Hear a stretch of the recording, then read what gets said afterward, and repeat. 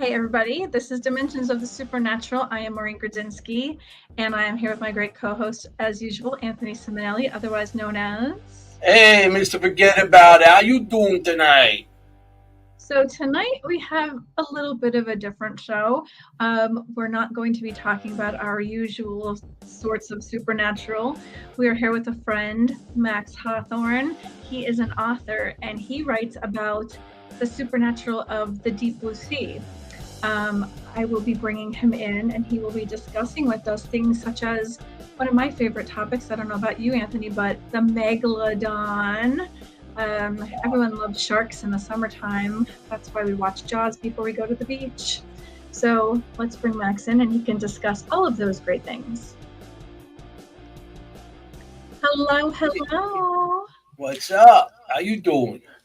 I'm doing okay. How you guys doing, huh? Yeah, a Brooklyn person. Hey, what's up, man? How you doing? You know, I got to dust off my accent a little bit, you know? Yeah. Let me tell you, the accents, let me think about this. I mean, like, in the rest of the country, you have Valentine's Day.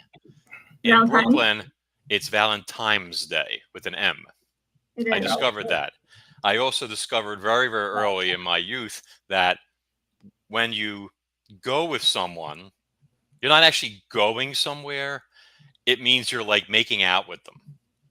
And I couldn't, it took a while to sink in because this girl was telling me, you know, I told my girlfriend that I went with you.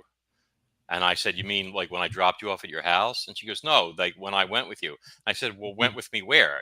You wanted to ride from the gym and I dropped you off. She goes, yeah, but then we stopped and then I went with you. I said, we didn't go anywhere. We sat in the car and talked for 2 seconds. And I wasn't going to say what, you know. And she goes, yeah, but I went with you. And I was like, what are you talking about? And she couldn't understand that I had no idea that the past tense of going with somebody, went with somebody meant, you know, more, et cetera, and stuff. It was like a 10-minute conversation for me to finally grasp what she was talking about. I felt like Abbott and Costello, you know, who's on first, what's on second, speaking two different languages. Very base. Yeah. So I'm like, you told your girlfriend that? I'm like, why would you tell that? That's personal business. I'm outraged womanhood now. I feel violated. It's not really personal anymore, apparently. Yeah, obviously not. So, needless to say, I didn't go with her again after that. Anywhere. But anyway, thanks for having me on. I really appreciate it. I got my Wawa extra large, extra strong tea here, and you know, they do it just a little bit better. Yeah, Wawa. I'm sorry, you guys are both talking at the same time. Sorry about that. Lady V says that she likes your voice. She said, great voice. Why, thank you. She should go check out the documentary then on Megalodon on the YouTube channel because I actually narrated the entire thing. You do. It's a great documentary also. You guys will love it. It's very informative. And I love things about anything shark, anything megalodon. And I actually learned an awful lot about the megalodon. There was a lot to show, let me tell you. My gosh. But I think I managed to squeeze it all into 28 minutes, pretty much. You know, there could have been more. I mean, there was a million other fossils, but, you know, you only need to show so many to get your point across or what. But, yeah, did you post a link for people so they know how to find it? No, but I will. Yeah, we'll do on the show. You know, at the end, we let you come out, and we'll try to send everything out. There's nothing in it for me for people to actually watch the video, but if it's watch, yeah, it's like, you know, you grab some popcorn, you know, you put your feet up and you watch stuff about sharks. I find it interesting that they found when they first started discovering them, they found the fossils of a megalodon shark. And with the tooth, like was the size of a tooth, was bigger than a great white, and the mouth opening up and everything. And so, because I watched Shark Week, see how big those things are. I assume you got one. Imagine a mouthful of those. Yeah, and those things were like just ripping apart. But I watched Shark Week and everything, and there's some of those sharks, the great whites, they're getting to these enormous sizes. You know, they have I forget their names. It was like three different types of shark, three different sharks, like in the south, off um, South Africa. South Africa, yes, over South Africa, that are becoming these enormous sharks that they've been following. They're like 30, 40 feet. Well, 30 feet, I think, was something like that. You know? If that people go on the YouTube channel, which is, I think it's at Real Max Hawthorne, is the YouTube channel. If you Google it, or, you know, obviously one word, the documentary that we did for the current one, which is called Mega Shark or Megalodon, shows evidence of what may be one of the largest white sharks in the world. The bite marks on this dead whale, which we documented and, you know, measured and all this other stuff like that, were over a yard across. So to give you an idea, like if you look at Jaws, Bruce the shark, his jaws were probably about 25 inches across. This is 36 inches and change. 3 feet, so right across. You're talking a shark that was around 32 feet long. And I mean, all we have are the bite marks, but still, that tells, I mean, those bites weren't made by a goldfish, yeah, or a tommy cod, or fishing in the pond for, you know, tommy cods and bluegills or whatever Quinn says in the movie and stuff. But so yeah, I mean, that was really something. Doesn't mean necessarily that there's a megalodon still with us, but a 32-foot great white is astonishing. I mean, a fish that size would probably weigh 10, 12 tons, I want to guess. So, no joke. That could swallow a boat. Or at least a kayak with a screaming person in the kayak. Yeah, the guy be like, "Hey, what's that? What's that behind me?" Yeah. Oh, shit. It's like in one of my books where the person swimming, and all of a sudden it gets dark and they realize they're in the monster's mouth. You know? So. Yeah, Jonah. But yeah, what actually got you into, you know, writing the book on what got your interest in this, you know, Megalodon or the fossils? I see like a lot of history with all the stuff you collect. But what got you into? I think it's a kind of a lifetime leading up to stuff like that. When I was a kid, I mean, I started fishing first when I was 5, and caught a big rainbow trout. I mean, to me, it was big. It was probably only about 14 inches long. But when you're 5 and you're, you know, like 2.5 feet, yeah, it looks like you got a 50-pound salmon or something, you know.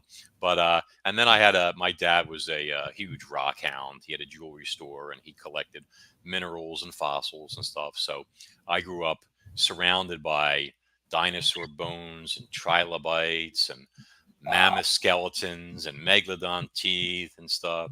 Actually, when I was like maybe 12, I actually stole one of his megalodon teeth and I took it to the Academy of Natural Sciences in Philadelphia.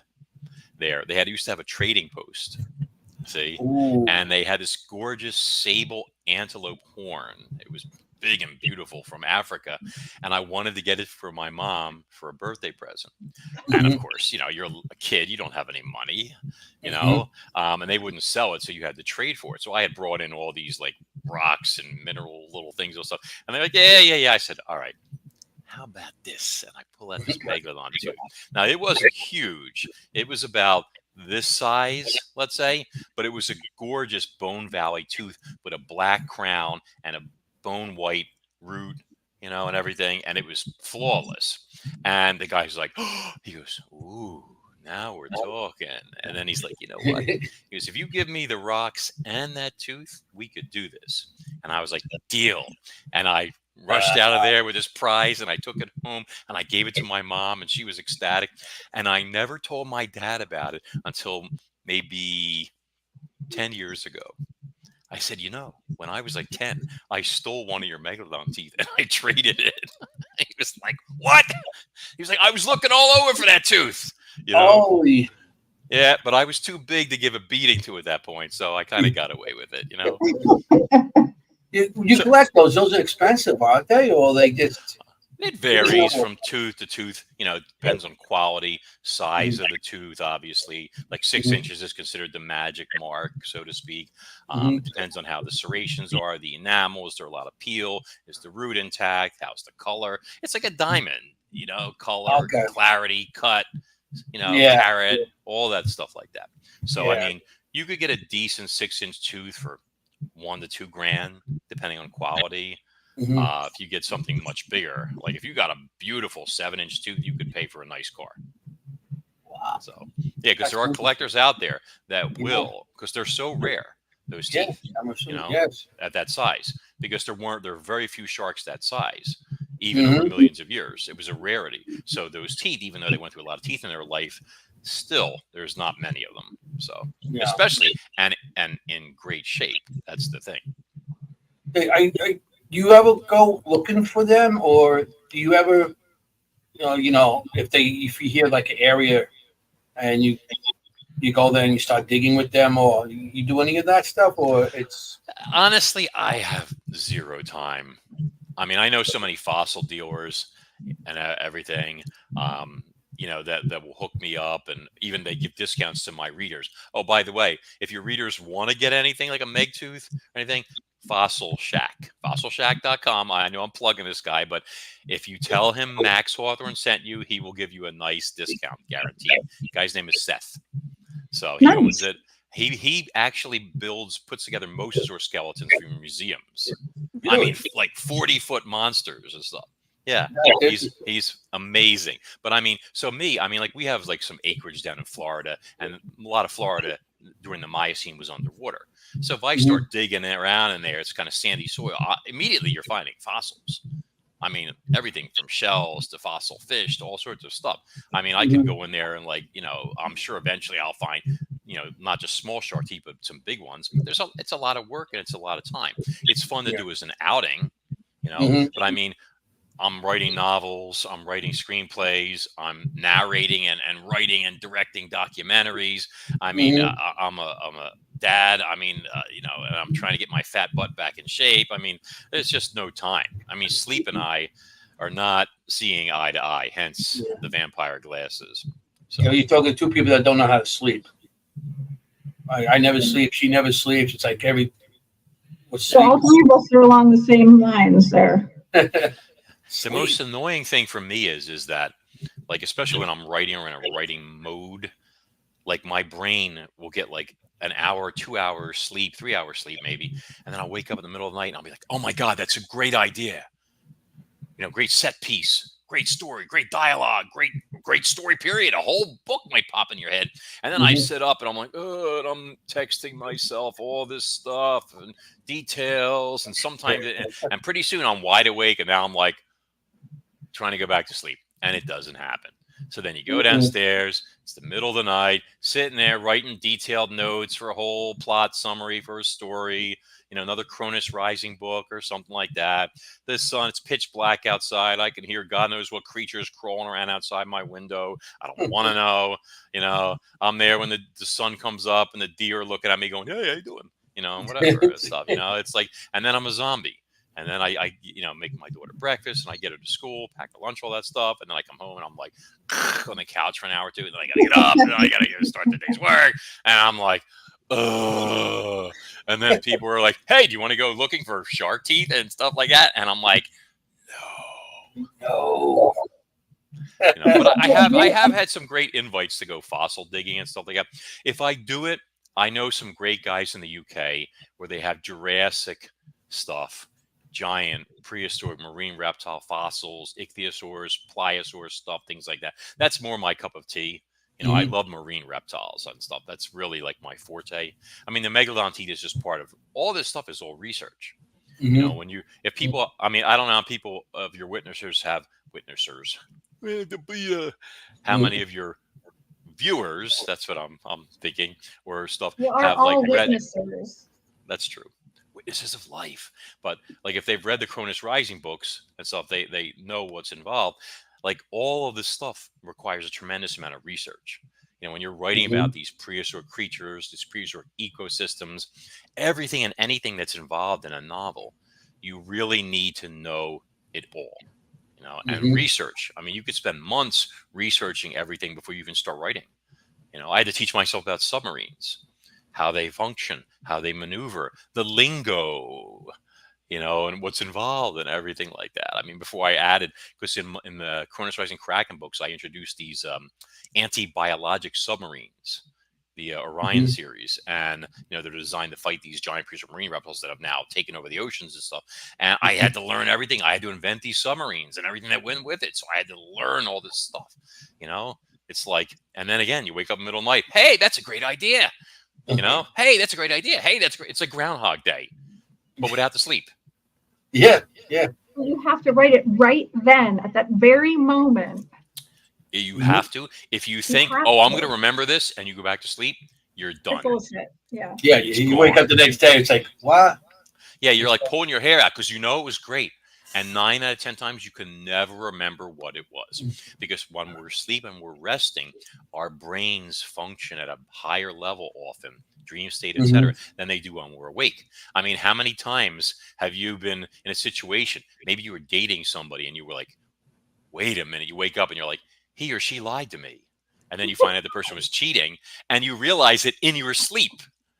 It's like you wake up and you're like, That also happens when you're washing your hair or when you're driving to a place that you drive to all the time.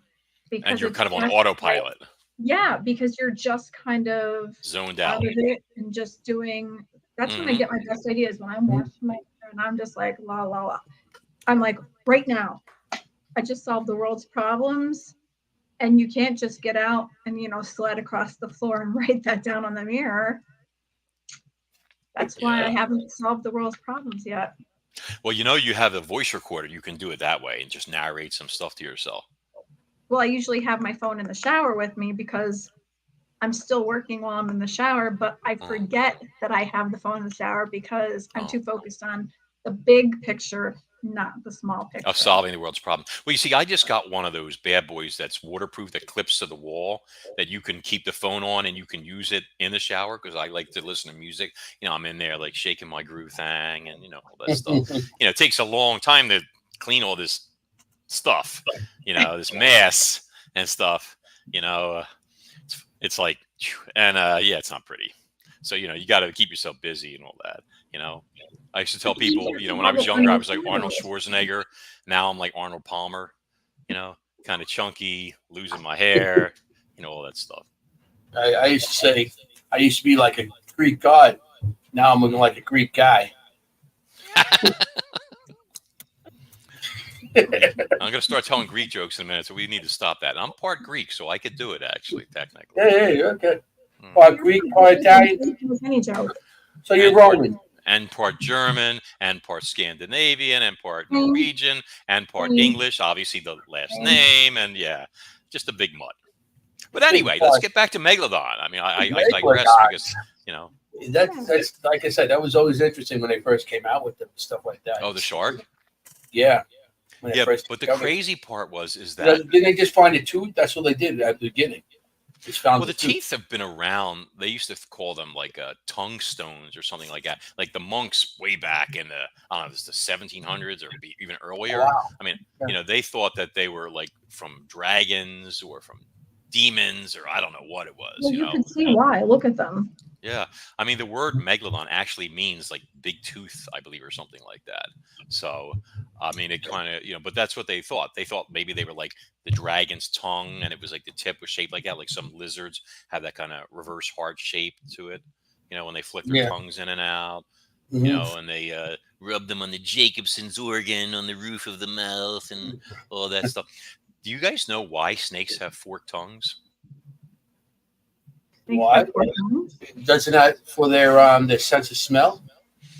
Yeah, but why are they forked though? Forked.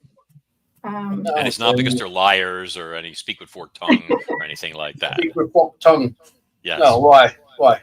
Well, they track things by smell, like a lot of prehistoric marine reptiles, even mosasaurs would do, etc. And when they stick their tongue out, they collect scent particles on the tongue, and they bring it back and they rub it on the Jacobson's organ on the roof of the mouth. So that analyzes what's out there. based on, obviously the wind has to be a part of it. Of course, that helps. But the scent, the smell, the molecules will be maybe more on one side than the other. They're like range finders. So it can channel which way it goes. Yeah. So if you got the smell of a nice juicy rat right here and nothing on that side, you're going to do a hard turn to left. See? And then you boom, boom, boom, boom, boom. They keep smelling and smelling and advancing, and then it leads them right to you. And then bam. Well, that's why they're so fast then, because they already know where they're going. Yeah. They got their own dowsy rods.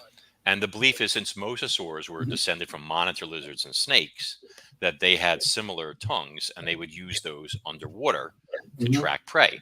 And that does work because the anaconda does that. And it's a giant water snake, effectively.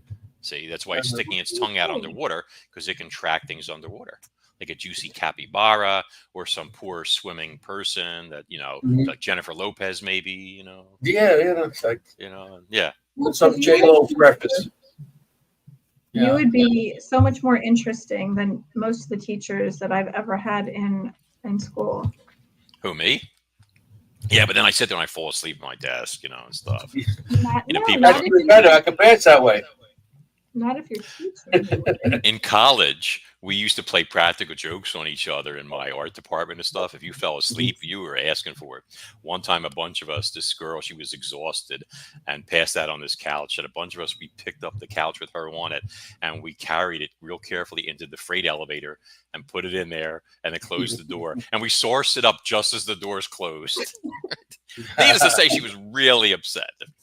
But she had a nice ride down, and we had hit every button too, so it was the way back up. It seemed a little annoying.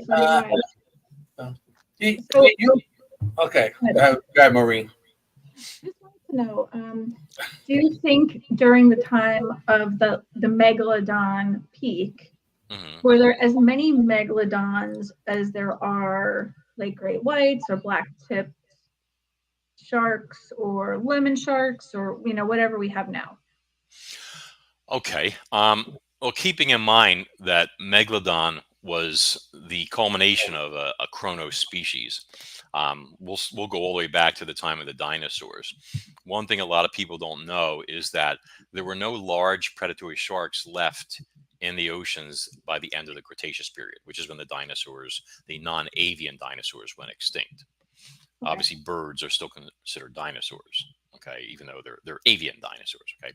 So there used to be large sharks earlier in the Cretaceous, like Cretoxorhina, these large, really big, great white sharks, even bigger predatory sharks, etc. But they all got wiped out, I believe, by mosasaurs, which were cosmopolitan species like that, and had taken over the globe. I mean, they were in rivers, they were in lakes, they were everywhere, in every ocean. And the biggest ones were gigantic. So they had like freshwater species, they had saltwater species, they just took over. And they ate everything, including all the predatory sharks. So the biggest shark that was left, it's believed at the end of the Cretaceous, was one that maxed out at like 8 or 10 feet called Cretolamna. And that one was still around when the asteroid struck and wiped out the mosasaurs and the plesiosaurs and a lot of other, obviously, Cretaceous animals. See? So that shark now had a field day because it had no predators to keep it in check. It was the sea's apex predator, effectively, by default. And because of that, and because of the, no competition, et cetera, it had that niche. It started to grow and grow and grow and grow and grow. Within X number of millions of years, it was a 30-foot monster called Ototus obliquus, which if I had known I was going to be talking about that, I have all the teeth from all these suckers, I would have brought them out, which had teeth maximum maybe around 4 inches in length, kind of dagger-like, et cetera. And then it went up from there, and they got bigger and bigger and bigger and bigger.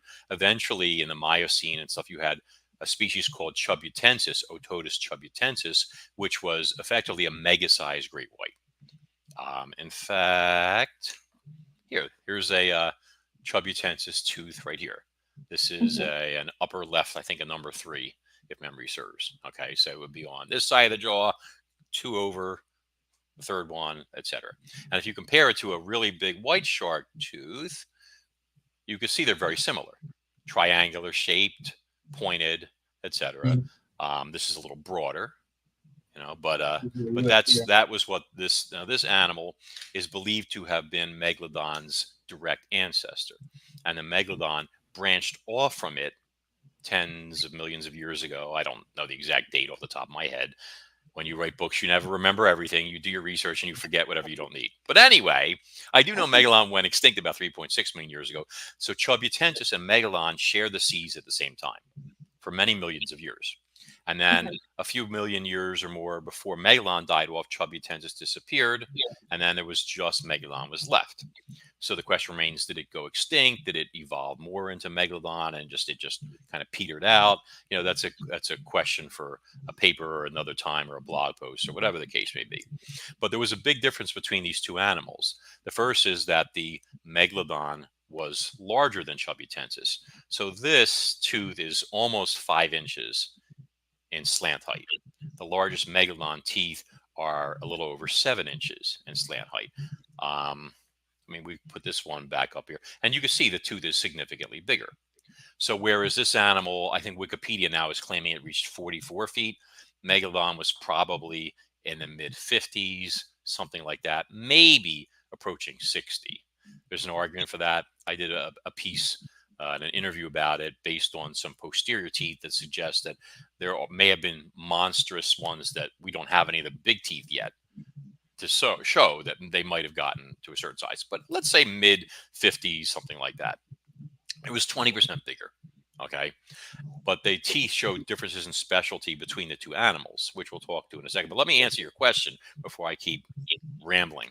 So when you have an apex predator, you will never have as many of those by sheer size, et cetera, as you will everything else out there. For example, there are, I don't know how many great whites in the world right now. You keep hearing different estimates, 10,000. Some people say less, et cetera. But if you look at other sharks like black tips and things like that travel in huge schools, there's probably hundreds of thousands of those, maybe more. I mean, they're killing millions of sharks every year, but they're still sharks, thank God. But, you know, so the smaller sharks will always be much, much more numerous. It's just like if you look at the Serengeti, let's say, for every one lion, you probably have 5 hyenas. I mean, I'm just taking a guess out there. You know, there's more leopards than there are lions. There's more, you know, the smaller predators will always outnumber the larger ones. If you look at North America, a grizzly bear versus a pack of wolves. See, at one time, there were a lot more wolves than there were bears. So the system will only support so much of a large predator. See, so I mean, in terms of how many megalodons there were, they are believed to have had a cosmopolitan range over much of the globe, just like the mosasaurs used to, because their fossil teeth have been found on almost every continent, around every continent. But their numbers gradually decreased and decreased and decreased, and you know, then eventually they got hit with a triple whammy and they went extinct. So how many were there? Who knows? You can bet that for every giant, like let's say for every 50-foot female, okay, you probably had 50 or 100 that were half that size. You know, if you look at today's great white, you guys have seen white sharks obviously on television, right? There's always shows and it's always in the news. You know, they're tracking one off the coast of Jersey, all this other stuff like that. And most of the white sharks you see on TV are 10, 12 feet long, you know, maybe 14 feet. Most of them tend to be in that size range. You see them all the time. You know, when you see cage dives and stuff, you know, they're like, oh, yeah, that's a nice one here, a 12-footer, 14. If they see an 18-footer, they're like, oh, my God, look at the size of that thing, because it's so rare. So now think about this. So we know white sharks do hit or even exceed, courtesy of yours truly, 20 feet. We don't have any giants on video. So how many white sharks are you aware of that are legitimately 20 feet long? They usually name them. Yeah. Like I said, I seen that special, and they had like 3 that they were tracking, 3 different ones. Yeah, Deep Blue is one. Although I personally think she might be only 18 feet from a photo I looked at, but whatever. We'll say she's 20, okay? And then there's 1 or 2 other ones like that. So that's 3. Gigantor, something like that. I think it was named. Or something. No, he fought like Godzilla. Godzilla? No. Oh, he fought Gigantor. Yeah. But I'm not sure. Like, one is called White Death, I think, supposedly, and there's one, I think, a third one. But the point is, so that's 3 out of 10,000 sharks. You know, which means all the rest of them, you know, there are a lot of smaller sharks. See, and that's because they don't always live to reach sexual maturity. You know what I mean? When they give birth and the babies are like, I think 5 feet long or something like that, 4 or 5 feet, whatever it is, you know, they have other predators. Some of those aren't going to make it. You know, some of them might be 10 feet long, 12 feet long, and they get eaten by an orca. You know, maybe it's hormones. yeah, I mean, maybe some of them just don't get that big. Yeah, I mean, it's just like with people. You know, I mean, I'm 6'1", but the average height in, you know, for a male, and I think on Earth is 5'9" or 5'8", something like. Okay, yeah, and there are guys out there. I mean, look at the NBA. I would look like a child next to some of these people. You know, so the genes for size vary in any species. Nile crocodiles can exceed 20 feet. But if you look in Wikipedia, the average male adult is 12 to 14. The average female is like 8 to 10. They have sexual dimorphism. So the same thing would have, you know, experienced with the sharks and everything else like that. So my point is that that's why we see teeth that are 3 or 4 inches long are insanely common, because there weren't just more of the sharks. I mean, they were all like they were. I'm sorry. It wasn't just like they shed teeth, because they say a shark through its life goes through tens of thousands of teeth, you know, like a conveyor belt. Okay. But there were just simply more of the smaller sharks and more of them and teeth, et cetera. So, which is why those giant teeth are so rare and so expensive. See? Would megalodons be like the great white at that time, and they would just be like the larger version of the great white? The megalodon was a specialized feeder, in my opinion. There were a lot of macro predatory sharks during its reign. First, you got to remember, for a lot of its time, it was still sharing the seas with its cousin Chubutensis. So you had those two right there, and they had different feeding strategies, appears, based on the fossil evidence. Then you had there were prehistoric great whites. They came into the scene. I don't know exactly when. I'd have to look it up. Hubble found a great specimen on that, but they were around for X number of millions of years with megalodon. And those great whites were bigger than the white sharks of today, because they can find prehistoric white shark teeth. I think they were 3.5 inches long, whereas this is like probably the biggest ever found on an extant one. This is like 3 inches right here. So they were bigger. Okay. And then you had a prehistoric giant mako shark called Cosmopolitatus that also got large like that. So you had all these high-speed, large killers out there sharing the seas. And they functions obviously in different ecological niches, just like today. You have your mako sharks, which were like a ballistic missile. You know, if you've ever fought one on rod and reel, you better hold on for dear life, okay? But then you have so they're like a speed demon.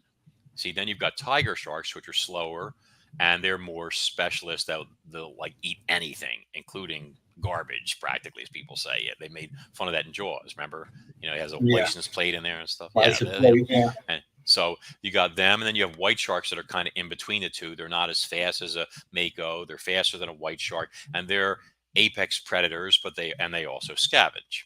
So they all have different, I guess, like functions. Let's say they don't all do the same thing, because you can't have two predators occupying the exact same niche, as Darwin would say, without one causing the extinction of the other. They would compete. Just like remember in Jurassic World, they had Tyrannosaurus Rex and Giganotosaurus. Those would be two apex predators that did the same thing and occupied the same niche, and they're going to compete. And one is going to kill off the other, cause the other's extinction. It's just a matter of time. So sharks, they specialize different areas, different levels of the water column, different food sources, different hunting strategies, etc.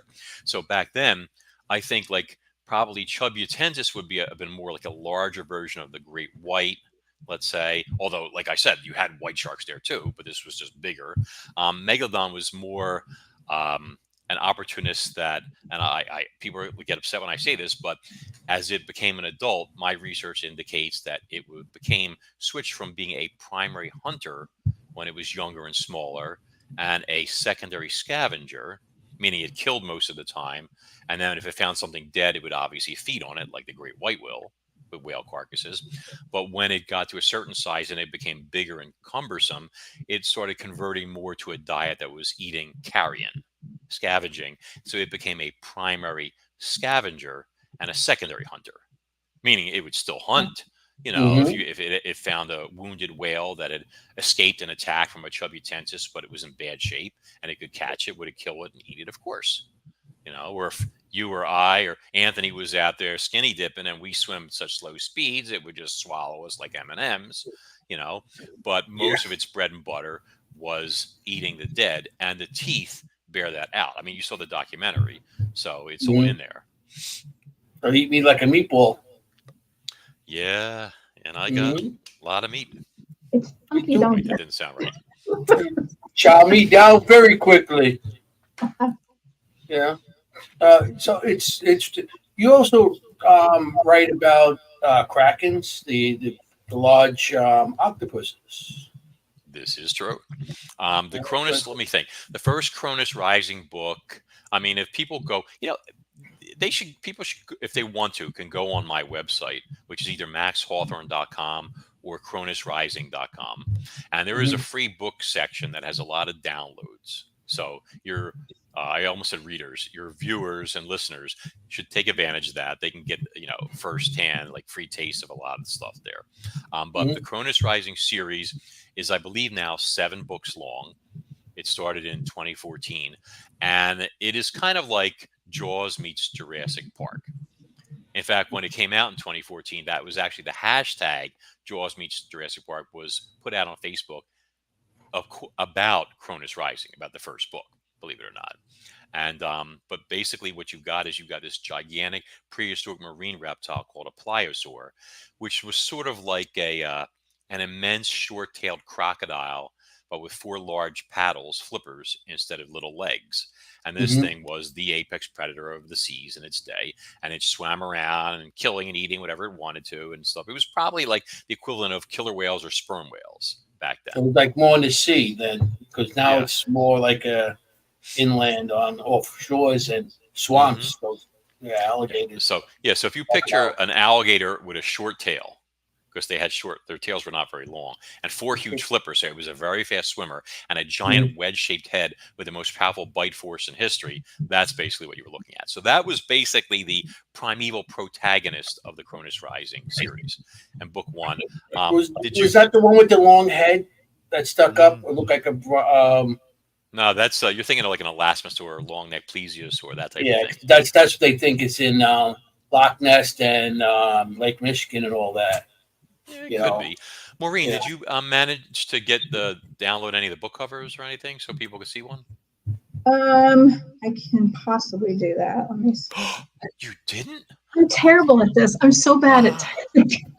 Oh my gosh. Because on the cover art for book 1, there's a beautiful painting by Davide Bonadonna, by the way, a nice Italian boy from Italy. Anthony, you would like him. A great paleo artist. Yeah, we got to represent here. All right.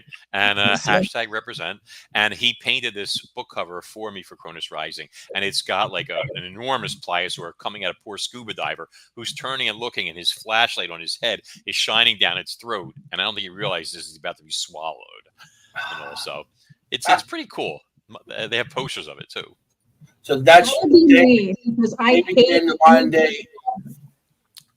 Did they become the modern day alligator or crocodile? Oh no! Crocodilians were entirely different. Marine reptiles were not. Really? Okay. Yeah, it's just I think that head design, though, that long wedge-shaped skull with the giant jaw muscles in the back, like tapering down, it increased the bite force more towards the tip and everything. Really limited itself. That's why they say like the Nile crocodile and the saltwater crocodile have the highest bite force of extant animals, except for now it's believed the orca has more. Even although it is bigger. But I mean, like if you take a Nile crocodile has a bite force several times more powerful than a great white shark of the same mass. When I say mass, meaning same weight. The crocodile is more elongated, but it just has much more powerful bite. It doesn't have jaws made of cartilage. Sharks have a softer bite because they don't have bones. They have cartilage as a skeleton, see? So they can't bite as hard. Yeah. But the crocodile has those giant bony jaws and those enormous mandibular muscles coming back and all that. It's just like a pliosaur or a mosasaur. They just crunch down, and once they bite into something, they ain't letting go. Kind of like me with a sandwich, Yeah, give me some gabagool. I'll eat that right up. You can't get that out of my mouth. Gabagool. Gabagool. But I seen a show about them testing all different animals on their bite, on their powerful bite, and I seen them with the alligators, the crocodiles, and they were saying like how they have the hardest bites. You know, you get stuck in their mouth, you're not getting out. Yeah, Tyrannosaurus Rex of the giant prehistoric theropods had the most powerful bite, it is believed, by a long shot. Sorry, I'm unplugging something so it doesn't start squealing. But there were certain prehistoric crocodiles like Deinosuchus, which got as big or possibly even bigger than T-Rex, that probably had a more powerful bite even than it. Because once again, that crocodilian type jaw, that bite force was just so astonishing. And I mean, the odds are that Deinosuchus was a dinosaur killer and would have fed on the earlier tyrannosaurs. It was extinct by the time Rex came along, but yeah, good stuff. Yeah. You know, I have some of those fossils too. Do you? I feel bad now. I should have sent Maureen the cover art myself. I gave her the link so that she could go on my website and grab stuff, you know, and everything. Okay. I'm pulling something up now. Yeah. Yeah, I think it's nice to people to see because it really drives the point home, you know. Yeah, yeah. It's very interesting. All this, it's it's out of my realm. I'm a paranormal investigator, so if I could go investigate the, if there's any ghost dinosaurs, I would love to go get them. Oh, I could tell you some ghost stuff. Let me tell. Please do. I hate to say it, but I seem to be a magnet for this stuff.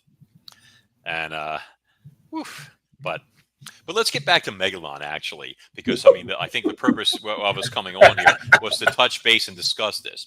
So the documentary on the YouTube channel, the very first one, the new one, actually discusses whether or not Megalon was a scavenger. Okay. So I think it's important that we touch on this because it's a controversial topic. You know, people like at one point they were saying Tyrannosaurus Rex was a scavenger, meaning all the time a scavenger, et cetera. And people were up in arms about it, et cetera. And people get very passionate about their pet apex predators. Like you guys remember when Jurassic Park 3 came out? And they had the Spinosaurus in there. And then it was like it karate neck snapped the T-Rex and killed it and all that. And there was a lot of upset people. And I was one of them. Okay, because I know that T-Rex's bite force was so much more powerful, you know, and once it grabbed the Spino by the neck, that would have been the end of it. Okay, but since then, it turned out that Spinosaurus was not bipedal. It didn't stand upright like Tyrannosaurus Rex. It had 4 short legs like a crocodile. The hind legs were a little bigger, so it might have been able to rear up like a giant anteater a little bit, you know, but that was basically it. It was a quadruped. It was also semi-aquatic, like a crocodile, or more likely a gharial. You know what a gharial is? Crocs with the real long, skinny noses. I've seen them. Yes.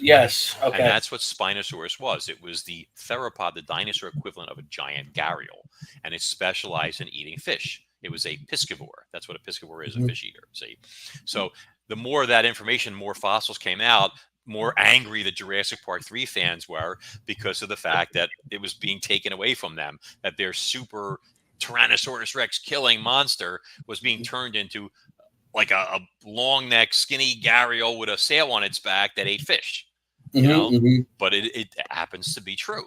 So, you know, when fossil evidence outs, you kind of have to go with the flow. See? Yeah. So with the Megalodon thing, as part of all my fossil collecting and research, et cetera, and stuff, you find yourself investigating things and wondering things and trying to solve problems and all sorts of other stuff like that. Like, for example, it's a scientific fact that because sharks get big, the bigger they get, the slower they get. You can Google it and that'll tell you. So right away, you got to figure, well, how slow was Megalodon, you know, to begin with, you know, and then you have an issue with mass, and then you have an issue with the cartilaginous skeleton, meaning there are no bones in there, or I should say the bones are not made of bone, they're made of cartilage, see? So when you look at a whale shark, or you look at a basking shark, they're very slow. They're big. I mean, the basking shark can top 40 feet. Whale sharks, the record is over 60. So that makes them as big or bigger than the biggest Megalodon. But they swim at 5 or 6 miles an hour. You know, why is that? Blue whales can be 4 to 5 times the mass, but they swim at 30 miles an hour. I think I lost Anthony. I'm here. You see me? Oh yeah, it turned black and it was a little spiral thing, and I'm like, did he hang up on me? I disappear so often with the green screen behind me. Cool. But so, you got to ask yourself, well, why is a whale shark not as fast as a blue whale that's so much bigger? Think about that. Water resistance? No, because I mean, like bowhead whales and other whales like that, or humpbacks or right whales, they could do 20-something miles an hour. Not the bowhead, but the right whale. And they have these big, bulky, giant heads. So it doesn't make sense there either. And the size difference, a blue whale that weighs 200 tons will be faster by times 6 than a whale shark that is 1/4 its weight. There has to be a reason for that. And that is because you have bones made of cartilage, which means it's like the skeleton, like when you build a building, like a skyscraper, and you have girders holding that building up. Those girders are made out of steel. So with the blue whale, those bones are like girders, see? But if you have a skeleton that's made of cartilage, it's like rubber. You think you're going to build a building with girders made out of rubber? It's going to collapse. Yeah. So that's what happens. So when that big tail is pushing back and forth, when you see a whale shark swimming at speed, it almost looks like it's going to break. You know what I mean? It's like having such a hard time pushing when it tries to move fast and stuff. And that's because those soft bones are everything's attached to. They can only take so much pressure. See? And that's just the way it is. So they prove this, like, for example, with basking sharks. They put speed trackers, I think it was in 2018. It's in the documentary there in Scotland. And they have these 26-foot basking sharks, and they had them doing breaching, which is leaping up out of the water at speed and jumping. And they were able, 26-footer was able to do 11 miles an hour, approximately. It was like 11 point something. Okay. And then they did comparisons and everything else like that. It's all very scientific, but it's all in there in the references in the paper. And they discovered that the basking shark, which is also a mackerel shark like Megalodon and like the great white, they're all related. Mackerel sharks, similar body plan. Okay, that it could swim as fast and exude as much energy as a comparably sized great white. So that tells us right there that a 26 white shark, if and when we find one, would have an approximate maximum swimming speed of around 11 miles an hour. At full charge or breaching, whatever. When they come up like that, try and grab something. So 11 miles an hour for you and I would be very fast. I mean, how fast is Mark? What's his name? Phelps, the great the Olympic athlete. I think his top swimming speed is like 3 and change or something like that. I'm not sure, but we could look it up and all that. But so at 11 miles an hour, no person would be able to escape a 26-foot great white shark. It would just run you down and jump, and you'd be history. Okay, so we know this. Okay, but if that shark was then 30 or 40 or 50 feet long, how much slower is it going to get? See? And then I looked at, there was a paper that just came out like last year, and they looked at Megalodon's maximum cruising speed. And it was only cruising, not attack speed, call it, or flank, or whatever you want to call it. Cruising meaning like you or I are walking. So we're walking down the street, do like this. We're not running. Okay. So its maximum walking speed is only like 3 miles an hour, 3 point something. A tiny fraction.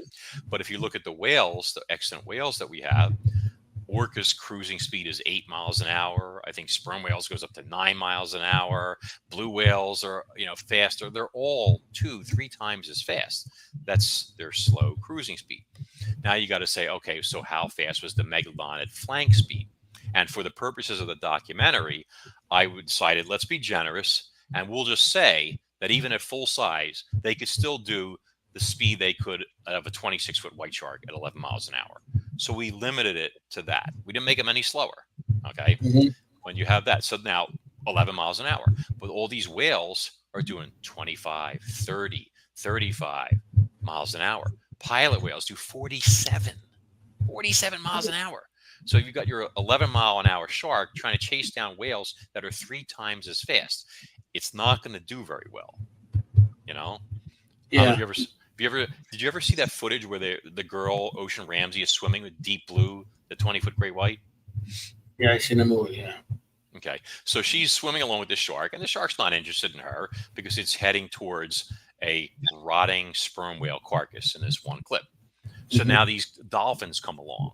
Okay, now you would think a dolphin, fresh meat, blubber, blood, like, and they're swimming right up in her face. They're laughing at her. They whack her with their tails and stuff like that. I mean, literally, like, I was like, oh my God, look at the disrespect, and she doesn't do anything. You would think she'd just make a quick grab one, and then she'd have her dinner. But she doesn't, because they know she's very cumbersome, heavy. And when she would try and do that, they can tell the way she's moving with their sonar and stuff. They would just dance away. So she's be wasting her time and energy and burning calories for nothing. She's got carrion waiting for her. She got a big rotting sperm whale there, so that's where she's headed. So I started thinking, well, so if the megalodon couldn't be an active predator, at least as an adult, like we would say, okay, we know the smaller ones will still be fast, like the great white, so they could make kills. See, once again, the primary hunter versus the big adults. Is there anything out there that might suggest that this animal was a scavenger or like was adapted to this? And that's where these teeth, like this one, started coming into play. See, now I'm going to show you something that's going to be interesting here. Okay. Now, this tooth obviously is big. Okay. Now let's look at the chubiotensis tooth, okay, which is its relative. They both kind of have a similar overall shape. Do you see any noticeable difference between the teeth at all? Well, the one on your left hand, is more of a point. The other one becomes more of a roundish on the top. Okay. And anything else? With? Yeah, well, they're both similar in terms of proportions there. No, no. Okay, so you were actually heading in the right direction. This tooth is more triangular, like the white shark's tooth, okay? Well, let's do it this way. Let's even put the white shark next to it for comparison. They're both white, okay? Now you see a big difference. So what's happening is whereas this comes to a point, this tooth has a rounded, more thicker crown towards there. And then, I'm going to put this down because I need two hands for this. So you have this, and then it has this, it broadens out like that. You see this? Now, these are the cusps here, okay? And the earlier megatooth sharks, like Otodus obliquus, is up. They actually had spiky little cusps that stuck out there, and they eventually disappeared. So what this has is this tooth has a semi-cylindrical core center to the crown. If you look at it head on, or if I can get this at an angle, let's see, people can kind of see that it's kind of rounded here, okay? I'm trying to see if I can pull this off with something else. Let's try this one. Well, this one shows the taper also, though. You see how the tooth has this thick part here, and then it flares out also, and we see it on different sizes of these. I got a whole bunch of them here. So the point is that you got to say to yourself, okay, well, if chubiotensis, which would be 44 feet long, didn't need this thick cylindrical or semi-cylindrical center to its crowns, okay, why did megalodon have them? The tooth must be used for something different, see? And so when you look at it, you got to think, okay, so what does this remind me of? And what it reminded me of is, it's a little heavy, but we're going to hold it because I'm a man. This is a log splitter, okay? An actual log splitter used for when you're making firewood. Okay, so if you know how this works, you have like, a cylindrical section of log that you use with a chainsaw or something like that. It's sitting right there in front of you, end up, open circular part. You take the log splitter here, you hammer it in, doom, doom, doom, doom, doom, boom, and then the log splits apart like that. It fragments, right? We can all agree on this. Okay, cool. So if you look at the log splitter, it has a tapered point, obviously more pointy, okay, and then it flares out here. You see that? It even, if you look close, has serrations. Okay, very interesting. Okay, so which suggests that this tooth and others like that, these are the upper jaw teeth. Let's keep that in mind. Not the lower jaw teeth. Megalodon's lower jaw teeth were very much like the great whites and chubby tenses, etc. They were pointy stabbers, and I'll get to that in a second. But so this tooth basically seems to be designed to do some sort of wedge-shaped thing. Okay, some sort of penetration and designed to rupture things or something like that, like the log splitter. Okay, so now since I brought up the lower teeth, we got to bring that into play too. And you guys definitely got to check out the documentary. It's obviously free, and all this is explained in much more detail than I will do now, blabbing and all this other stuff. But and there's a lot more visual stuff to explain it better than doofus me. But anyway, so let's talk about how a shark feeds, whether it's a great white, a megalodon, a bull shark, a lemon shark, whatever. So typically when a shark eats, they do what's called a fork and knife feeding strategy. Okay. Everybody thinks like with us, like in most animals, when we bite, the lower jaw does the work, right? I mean, if you hold your head still, it's the lower jaw working, right? It's going to mash back and forth. Yeah. Right. So with a shark, though, what happens is the lower jaw teeth, they swing forward and they tend to be pointy and spiky. Like with a megalodon, this would be more like a lower jaw tooth. Okay. More thin and pointy like that. And they would come forward and they stab into the prey and they pierce and they hold. So that's to hold the carcass or well, most things are dead at that point anyway, but hold the prey item in place. And then, and you saw this in the video, like with the great white, and then the upper jaw lifts up and it hyperextends. It actually hyperextends, comes up and out. The lips peel back. It has that hideous look when the white shark, when they go like that. And then it comes down like this. So the upper jaw teeth, the principal, meaning center, foremost, maxillary teeth, upper jaw, are the ones that do the carving out. They carve out this big chunk of flesh and bone and guts and whatever else it's going to be. Okay, really nasty stuff. Okay, so that's what goes on. So when I noticed that the upper jaw teeth were different between Chubutensis and all the other big predatory sharks and Megalodon, with this semi-cylindrical, labily flattened cores. Okay, so semi-cylindrical here and then flat on here. There has to be a reason for that.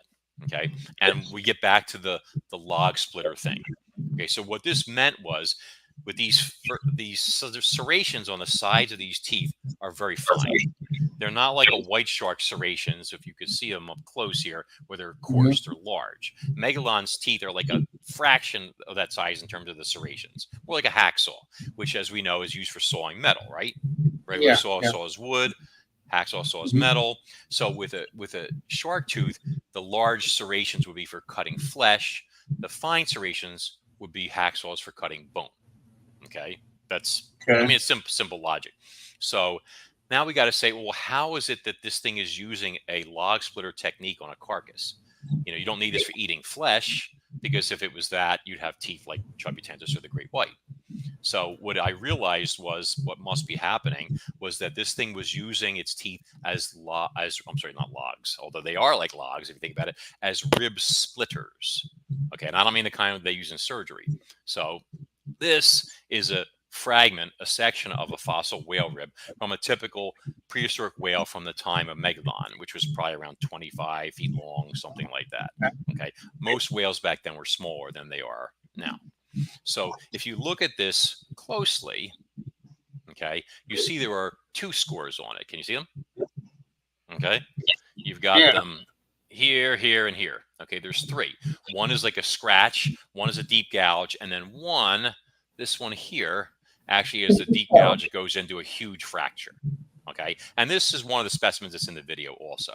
Okay, so what I realized must be happening, and the fossil evidence, as you're seeing right here, backs it up, is these teeth were being used to squeeze between the ribs of whales. Okay, that's why they have the narrower tip on the crowns. So you've got whale rib, whale rib, whale rib, teeth. Okay, so I kind of like make an analogy of you putting your hand in a glove, and there's holes for your fingers, right? You can't see the holes, but we know they're there, and you feel them. So you put your hand in the glove, you feel the holes, and then you push your hand in, right?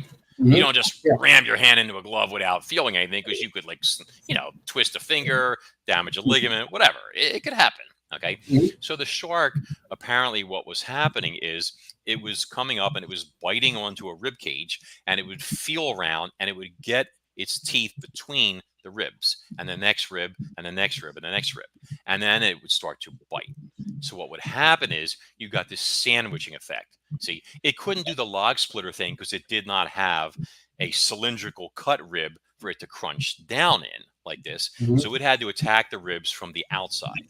So it was a sandwiching technique, tooth, rib, like pegs in holes. And once it got them in there, it would start to push down, and then it would start to slice with these cusps right here, the part that flares out. See that thinner part there with the serrations? That would start to slice into the rib, I guess, like that. And it would happen on the next side from the other tooth, and the next rib, and the next rib, etc. And as it did, those ribs would start to weaken. And this, what we're seeing here, you see, is that's why we have these multiple cuts in this rib bone. You have the biting in, the feeling out process, and then you see that big chunk, like where the fracture is right there. See, that's where it actually applied the full power then, and the rib explodes back practically. Yeah, the shark could feel. It could say, okay, there we are, I'm in, and then it'd be like mouthing like this, and then once it realizes that, crush, and then the rib cage just shatters like a nut with a nutcracker, and it gets to get what's inside. Okay, the shark does not want to just bite down randomly into it, because when it does, it's going to break loose teeth. You'll see, like, some of the biggest megalodon teeth are the most common ones that have what's called compression damage, which is where the tips are crushed, and that's from hitting a rib head on, like that, or some other bone. Okay, so if you're a shark, you don't want to lose your teeth. I mean, yes, they could be replaced in about 24 hours, but you want to eat right then. And if you break up a whole bunch of your teeth, what are you going to gum it to death? No. You want to conserve. Predators always take the safest, most effective means of acquiring prey and of eating. Okay, just like with people or hyenas or anything else out there. See, they always go the easiest route, minimum damage to themselves, whether it's attacking a prey item or eating the prey item. See, so that's basically what was going on. So to save teeth, this evolved, and this became a fantastic means for the shark to be able to do what other sharks, not even chubbutensis for the most part, could do. They could crush the huge rib cages of whales and get into what was in those rib cages, which was the heart and the lungs. See, so if a megalodon was out there tracking a carcass, which could be tens of miles away or more, okay, maybe even further, by the time it would get to that carcass, all the other sharks out there, the giant prehistoric white sharks, prehistoric makos, chubbutensis, smaller megalodons, all would have had their share already. When it gets there, most of the juicy bits, are gone. You know what I mean? So it's like, what's left? But there is stuff left. You get the stuff that the smaller sharks can't get, which is inside that jail cell, that rib cage. Yeah. And hearts and lungs are very nutritious. Blubber may be like candy, sugar rush, a lot of calories, a lot of energy and stuff like that. But when it comes for building mass, you need muscle to build muscle. See? And that is also why I believe Megalon was able to outclass Chubbutensis in terms of ultimate size, because it was consuming more vitamin, nutritious flesh, than just fat. Like blubber, you know what I mean? Like, if you want to eat a steak, or do you want to eat the fat off the steak? So, anyway, I rambled. Yeah. No, that's interesting how the tooth was, it's weird how different species have different shaped teeth because of, the same species, I guess, the sharks, and they have the different shaped teeth just to do different things to their prey. Yeah, tiger sharks have serrated teeth with coarse serrations, and their teeth curve outwards like this. So they're specialized to go after sea turtles and other things where they can, and they shake their heads from side to side, and they do a sawing motion to take out a chunk. White sharks tend to pierce, and then excise like that. They'll do the side to side, but if they can go straight through, they will prefer that. But it depends on species and stuff. And so now, of course, like I said, people are very passionate about their apex predators. I mean, a lot of people grew up seeing videos of megalodon sharks jumping up in the air and taking jet planes like Boeing 747s out of the sky. Okay. Obviously, that wasn't happening. Okay, I mean, we'll be realistic here, but so people get very passionate about these things and upset, and so you would inevitably, when you put out any controversial theory, you're going to have detractors. There are going to be people out there that are going to be all outraged womanhood, as my brother would say, and stuff like that, and get all upset. See, so like people would going out there and spreading around what I would call disinformation. And disinformation is a very popular topic these days. You can't turn on the TV without hearing about disinformation. Go to Twitter or whatever. Okay. So one of these pieces of disinformation was that, next Hawthorne's going around saying that Megalodon was a scavenger, and they made it sound like period. Like that's all that I said it was. And I never said that. I have never said Megalodon was an obligate scavenger. What I said was what I told you guys, that the shark, when it was younger, smaller, and faster, and still agile, was an active hunter, primary hunter, secondary scavenger, just like the great white. Okay. Yeah. But when it reached a certain size, it became more and more of a scavenger, and the teeth bear this out, that this happened. And I can prove it with fossil evidence. Watch this. Now, this is a neonate. That means a baby megalodon tooth. We see that? Oh, wow. Tiny, okay. Right? Yeah. Okay. Yeah. Now, this is identical to a white shark tooth. See? It doesn't have those fancy cusps flaring out. It doesn't have the tapered tips. It is pure predator. Okay. Triangular, serrated, gorgeous tooth. Flawless. You will never see another one like this, probably. Very rare. Now, this is a slightly older, but still very young megalodon shark. Also an upper principal tooth, probably a number 1, meaning dead center, one of the two in dead center. Okay. Except for they have these tiny symphysial teeth, but we don't want to talk about that. Anyway, if you look at it, you'll notice a little bit of a difference between the two. I don't know if you can see these well or not. Let me try and hold them up a little closer. But you'll notice that the crowns, see how they're bulging out on the sides of the slightly larger tooth? That is where those cusps are already starting to grow in. See? Okay. So this is, this one is missing a tiny bit of teeth here, tip here, but this one was probably about 6 feet long. This one was probably 10 feet long, but already it's growing in. By the time the shark has 4-inch teeth like this, those wedges are already there. Okay, so it's already at this point, this is a 30-foot animal maybe, it's already adapted and it's got those teeth in there. It's designed to do that. So this is something that is characteristic of Megalodon that appears over the course of its ontogeny, which means its lifespan or life cycle, not just, like something that it just magically happens or it was born always like that, etc. Its body, its needs change in terms of its ability to do things. And the teeth bear that out as they change over the course of its ontogeny, you see?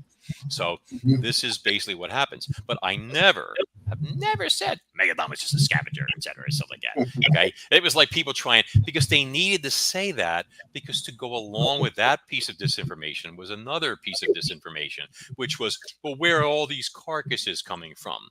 There would never be enough dead whales to feed a population of X number of thousands of megalodon sharks. Okay.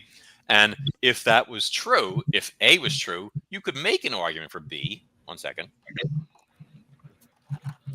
But even that doesn't hold water.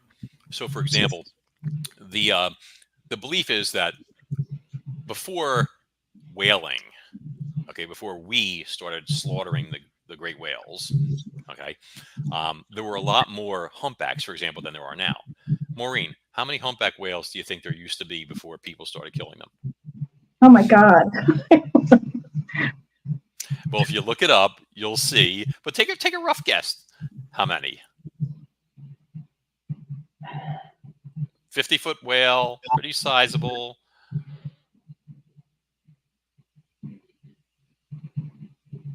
I don't know, like any number. Thousands? Over 1 million.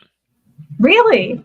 The belief is, you could Google it right now, is that there were over 1 million humpback whales before modern whaling kicked in. Okay. Wow. So if we look at that and we say, okay, well, how long does an average humpback whale live? And I think it's around 50 years or something like that. Okay. So if we wanted to do a strictly, how can I say this? A strict numbers game, which wouldn't be completely accurate, but it would still be arguable. Okay. If we say that humpbacks live 50 years, okay, that means basically every year, 1/50th of the population should be dying, approximately, right? Mm-hmm. You know, you're born, you live 50 years. You know, somebody's born a year later, they live 50 years. Somebody's born, so every year, 1/50th of the population should be dying. So that totals to, I think it's 20,000 animals a year. Okay, that you would have 20,000 humpback carcasses every year just from them dying of whatever causes. I mean, and they didn't even have before whaling have like predators like megalon and anything after them, just killer whales and stuff like that. Okay, so just for that alone, you could say there would be plenty of carcasses. But the silliness of that argument is that, again, we're not saying that all the megalons were all scavengers. We're saying that the younger, smaller ones were still predators, almost full time, and scavenge when they could. See? So now let's think about this. Let's go back to what we talked about with the great whites. Maureen, how many white sharks do we know that are over 20 feet? Like now, 3? Yeah. 4? Okay. So 3 out of like thousands. Okay. So we know that the odds are that, like, for every 20-foot white shark, there's probably, I don't know, 50 or 100 that are 10 to 15 feet long. I mean, you could make an argument for that. Okay. Yeah. So the same thing would apply to megalon. For every 50-foot cow or bull, big brood stock, taking what they want from other sharks and stuff like that, for every one of them, there could be 50 subadults that are out there hunting. So now when a 25-foot megalon goes out and kills a 25-foot whale, does it eat the entire whale? No. Right. Yeah, because the other animals, sharks, whatever. Yeah. He's going to eat what he wants. He might eat like 5% of it, 10% of it, I mean, if you sit down and have a sandwich, does the sandwich weigh as much as you do? No, it's a tiny. I wish. I like that. Right? So the point is, the killer of that whale, it eats a percentage of it, and what does it leave behind? Yeah. What does it leave? Half or 25. Well, he's like 25%. So what? Most of the animals left behind. But he leaves a carcass. Okay. Yeah. So there's a dead whale there with its guts ripped open or whatever that, 2,000 pounds of flesh has been ripped out of or something like that. Okay. So there's a dead whale. And all of these smaller megalons will be doing the same thing. Dead whale, dead whale, dead whale, dead whale, dead whale, etc. So they're all eating. They've all got to make kills or scavenge to eat, right? So it means every one of them is providing a meal for the adults. So it's almost as if the kids are feeding the parents, if you want to look at it that way. Okay. And then there's more. He doesn't have to do. Wait. But wait, there's more. Okay. Then you've also got the prehistoric mako, cosmopolitatus. You've got chubutensis sharks. Okay, if they were still at the same time. You've got prehistoric white sharks that are big. All of these predators are out there making kills. And they're not eating a whole whale. They're eating parts of it, etc. See? So you've got all these other animals making kills. Somebody's got to clean that up, And along comes Mama Megalodon, and she's got the tools. And if these other, guys ripped all the other stuff, good stuff away, and all that's left is that rib cage, she's going to swim right up. Anybody that's in her way is going to run for their life because nobody wants a pair of 6-foot wide jaws coming at them. Okay. I mean, these teeth might be designed for crushing through bone, but they will crush through flesh and would bite the head off of a 25-footer with no problem. Okay. And she's going to take the kill, and she's going to go up, and she's going to be like, if there's food, she's going to start tearing at it. If there's not, she's going to sniff her way up to the rib cage, and she's going to know where it is, and she's going to fasten onto it, etc. Feel, and then crunch, and she's got dinner. But the point is the rib splitter technique only works on dead whales. It doesn't work on live whales because, as you saw, Maureen, in the documentary, where I was like laughing about it, a whale is not going to lie on its side for a megalodon shark and be like, hey, this will look good with the black shirt. That's right. All right, let me just lie down here. All right, line those suckers up. There you go. All right, I'm ready. Do it. It doesn't work like that. Nobody wants to be dinner. Okay? Yeah. So, anyway, that's my spiel. Okay? Questions? And there's a lot of work to that, Oh, gosh. Yes. If you see the documentary, people were like, oh, well, there's no proof. I got oodles of proof, as you saw. You just gave it to them. Yeah, but I mean, in the show, though. As I see on documentaries and stuff with the larger sharks come along, and all of a sudden they realize that the larger shark is coming when all the smaller sharks disappear. Oh, believe me, if you had a greyhound bust with teeth coming your way, you would want to get the heck out of Dodge. Yeah, without and a let doubt. them do what they got to do because sharks are too. They're cannibals. They will eat each other, won't they? This is true, and you got to keep in mind that most of the whales back then were smaller. They didn't have the great whales much until I think around 4.5 million years ago. Gigantism in most whales, like the baleen whales and stuff, started really kicking in and stuff. But anyway, it's not like there was enough to share. I mean, if you see like white sharks lining up next to tiger sharks on a humpback carcass, the humpback carcass is many times their size. It's a buffet. They're not worried about competition. They'll eat right next to each other. But if you're a 50-foot megalodon and there's a 25-foot carcass there, or a 30-foot carcass, which is a fraction of your size, you're not sharing that with anything. You want what's there. You're going to take it. And that's all there is to it. That's right. So, can't take that sandwich out of my hand. Exactly. Yeah. So, if you have a big, huge whale like that coming at you, I'm sorry, it broke up. You broke up for a second. If you have a big, huge whale like that coming at you, couldn't you kind of just like float into its mouth and hang on to it too? Well, you saw that guy in the kayak that ended up inside a humpback's mouth recently, right? Yeah. I mean, most whales cannot swallow a person. Baleen whales have throats that are very small. A sperm whale could because they eat sharks and giant squid and stuff. That's different. But so you just kind of hang on and then just swim back out. My mic is messed up. Oh, you know what? I don't have my mic set up. I usually have another mic. My apologies tonight. No, it's anybody perfectly have any fine. questions? Yeah, you're a little muffled. I'm sorry. You're a little muffled tonight. So I think somebody like that roll over and yell, "Eat me," Samuel L. Jackson voice. I'm not going there. But anyway, eat me, baby. There's more to that. There's definitely more to that one. The other day, it's been a few months now. I was at this ear doctor's or whatever and stuff, and he out of nowhere he says to me, he goes, "You have really nice ears." Like that. Yeah. And I was like, and I went, "Thank you." Like that. And he was like this and everything, But I was like, what an inappropriate thing to say. And then I was like, wait, if I had known this when I was younger and single, I would have shown these bad boys off, like, "Hey girls, check this out, huh? What do you think of that, huh? Wait, I got another one, huh?" You presented ears first. You have really nice ears. Why, thank you, doctor. Why are you?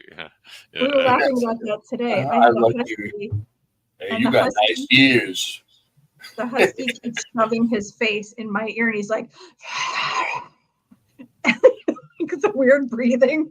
And then he's finished, and then he goes and licks my toes, and I'm like, this is really Who did this? My husky.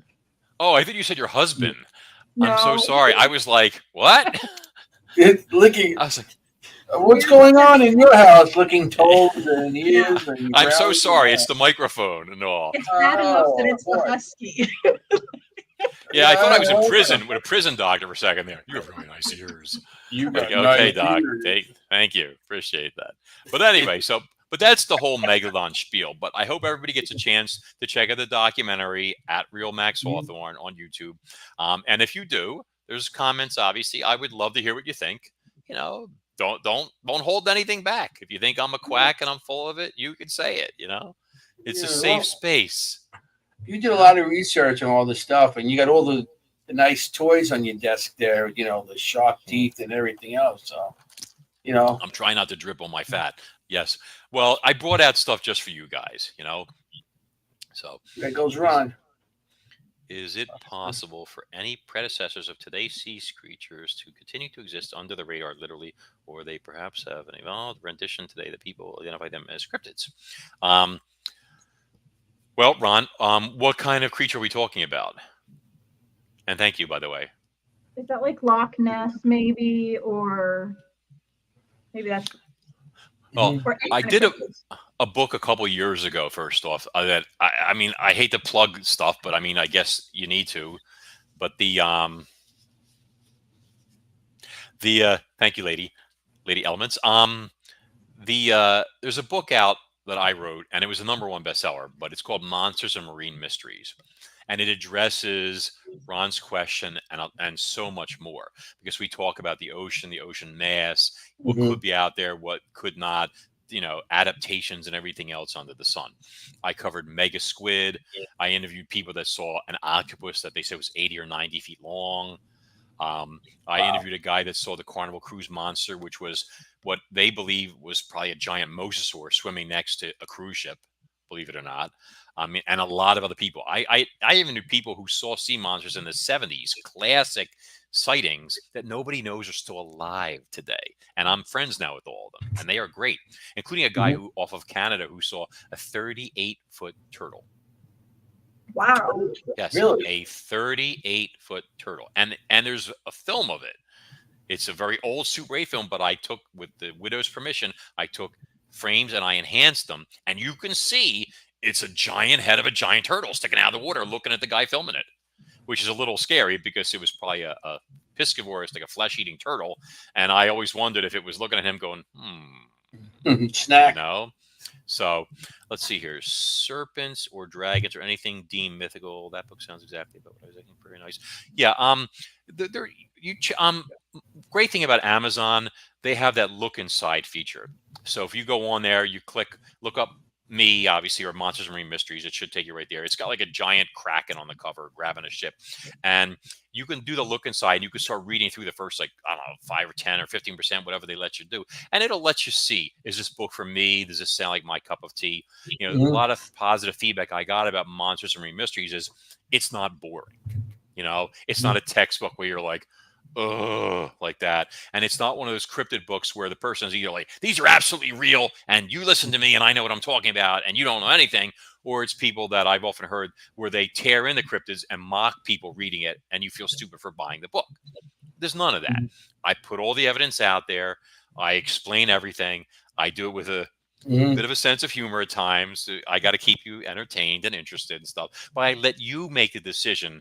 Is this real? Not. What are we looking at here? There's also, there's a chapter on mega sharks. Oh my God.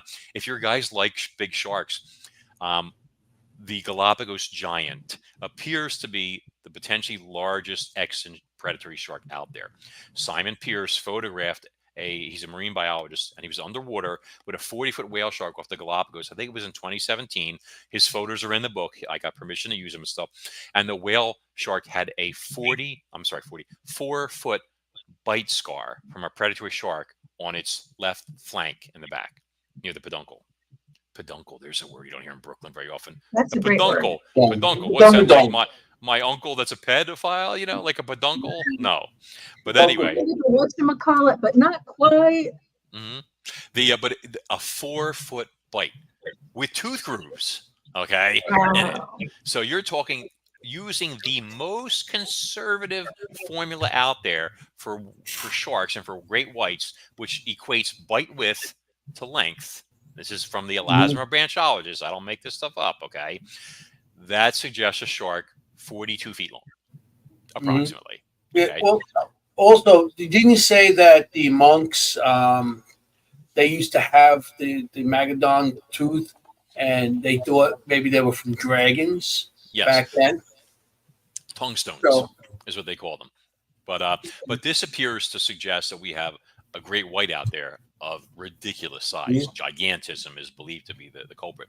Also, if anybody's getting Monsters and Marine Mysteries, I wholeheartedly recommend the Kindle version for the simple fact that there are lots of reference links in there. Okay. And in the Kindle version, they're live, meaning like, oh, Max said this or this sighting or this reference, I want to confirm this. All you got to do is click on that. It takes you right to it. Boom. And you're there. It's not like if you have the paperback, which you're welcome to buy if you prefer that. But I like the Kindle because I can go to links like that and not have to read the book and then go on the computer and punch it in and whatever. That's just me. It's just a convenience thing for readers and stuff like that. So in that case, but anyway, so there are, I believe that it is almost overwhelmingly certain that we have squid out there big enough to kill and eat whales. And the evidence is in the book. Okay. I believe we have octopus out there big enough to do something similar. In fact, there's one that I believe is footage of a cephalopod in Sanibel Island taking a manatee and grabbing it and dragging it under. That's my personal belief based on the evidence and stuff. Okay. I believe I know we have mega sharks out there. I do believe they are great whites with gigantism, though, most likely, unless Chubbutensis somehow found a way to hide out for millions of years and stuff like that and conceal its presence. It's got to be something with triangular flesh gouging teeth like that. And the bite shape, etc. To me, it screams mega white shark. But and I believe we have gigantic sea turtles out there also. I mean, I've literally looked at the frames of the footage. Yeah. So I saw a dead loggerhead. It must be 20 years ago now, about 20 miles off the coast of New York. I was at shark fishing with some friends, and we came up on a loggerhead turtle, dead, belly up, the size of a Volkswagen Beetle. And I mean literally the size of a Volkswagen Beetle. Its body was a yard thick from the top of the shell, the carapace to the bottom of the plastron.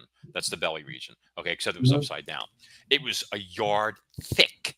Gigantic. And I didn't know any better because I didn't know what I know now. And I thought, wow, that's a big turtle. But I thought, well, that's how big they get.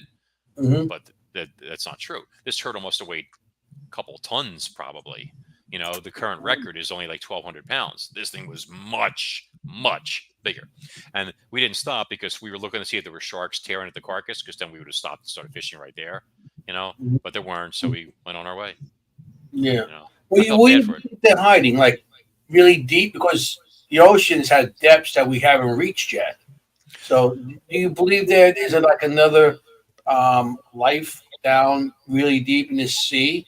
Maybe that's where they retreated to during an ice age or something, I think that we have so many million cubic miles of ocean out there. Only 5% of the sea bed, the sea floor, has been explored.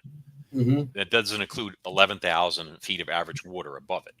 See? Yeah. And you got to remember, for the same thing with the great white or anything else, for every sea turtle the size of like a small car, there's going to be hundreds that are smaller, and larger animals tend to occupy larger bodies of water, deeper water, further from shore, that type of thing. That's just more there in the water column. They're more comfortable. They also have larger territories. If you look at like the strandings, let's say beachings of sperm whales, I think I did this one point. I researched all of them for the last 100, 200 years, and they show you like where and how big they were. And the average size, I think, is only around 35 feet, something like that, 40 feet at most. Whereas we know that bulls nowadays can approach or reach 60 feet. And before we started killing them, they could grow to over 80.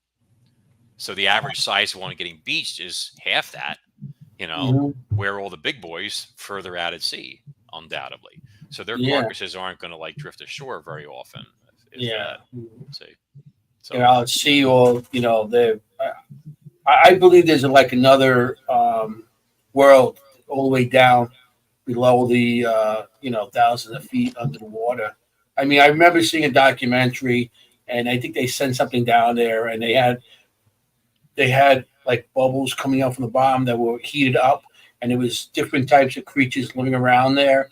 And a lot of creatures that were down low in the depths didn't have eyes. They had actually things that glowed, give them bioluminescence. Yes, bioluminescence and stuff like that.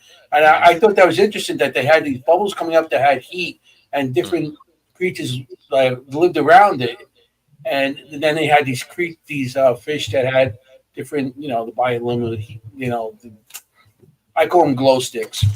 Yeah, no, I understand what you're saying. They use that for mating, for tracking food, for hunting, etc. I just want to see. Hold on, lady. Are the audible versions read by you, Max? Unfortunately, no. The books, the audible versions right now that are available are Cronus Rising Diablo. I don't remember the narrator's name, but he's great. He's become big now. He's too expensive for me. And then there was another one for Cronus Rising Plague is an Audible. The one that is hilarious, if you read a book I did a long time ago called Memoirs of a Gym Rat, which is like an expose on all the lascivious things that go on in the health club industry behind the scenes, and stuff like that. And the guy who narrated that is an actor and a stand-up comedian, and he does voices and all sorts of stuff like that. So he was hilarious. So if you want a great time and a lot of fun, you could check out the Audible for Memoirs of a Gym Rat. But I would love to do narration.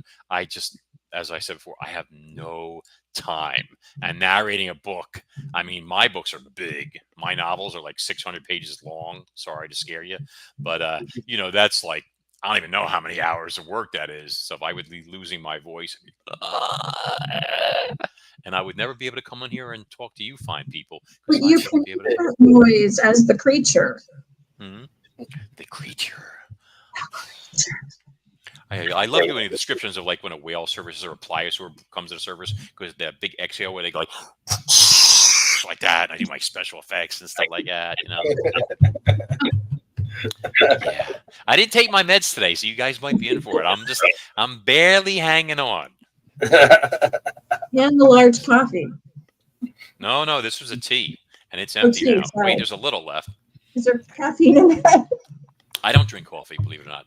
I think coffee is vile and disgusting. It tastes like dirt, and I will never drink it. Oh, I'm sorry. My characters are always drinking coffee, and it sounds like the way I write it that they're enjoying it. I just fake it, but I don't drink coffee.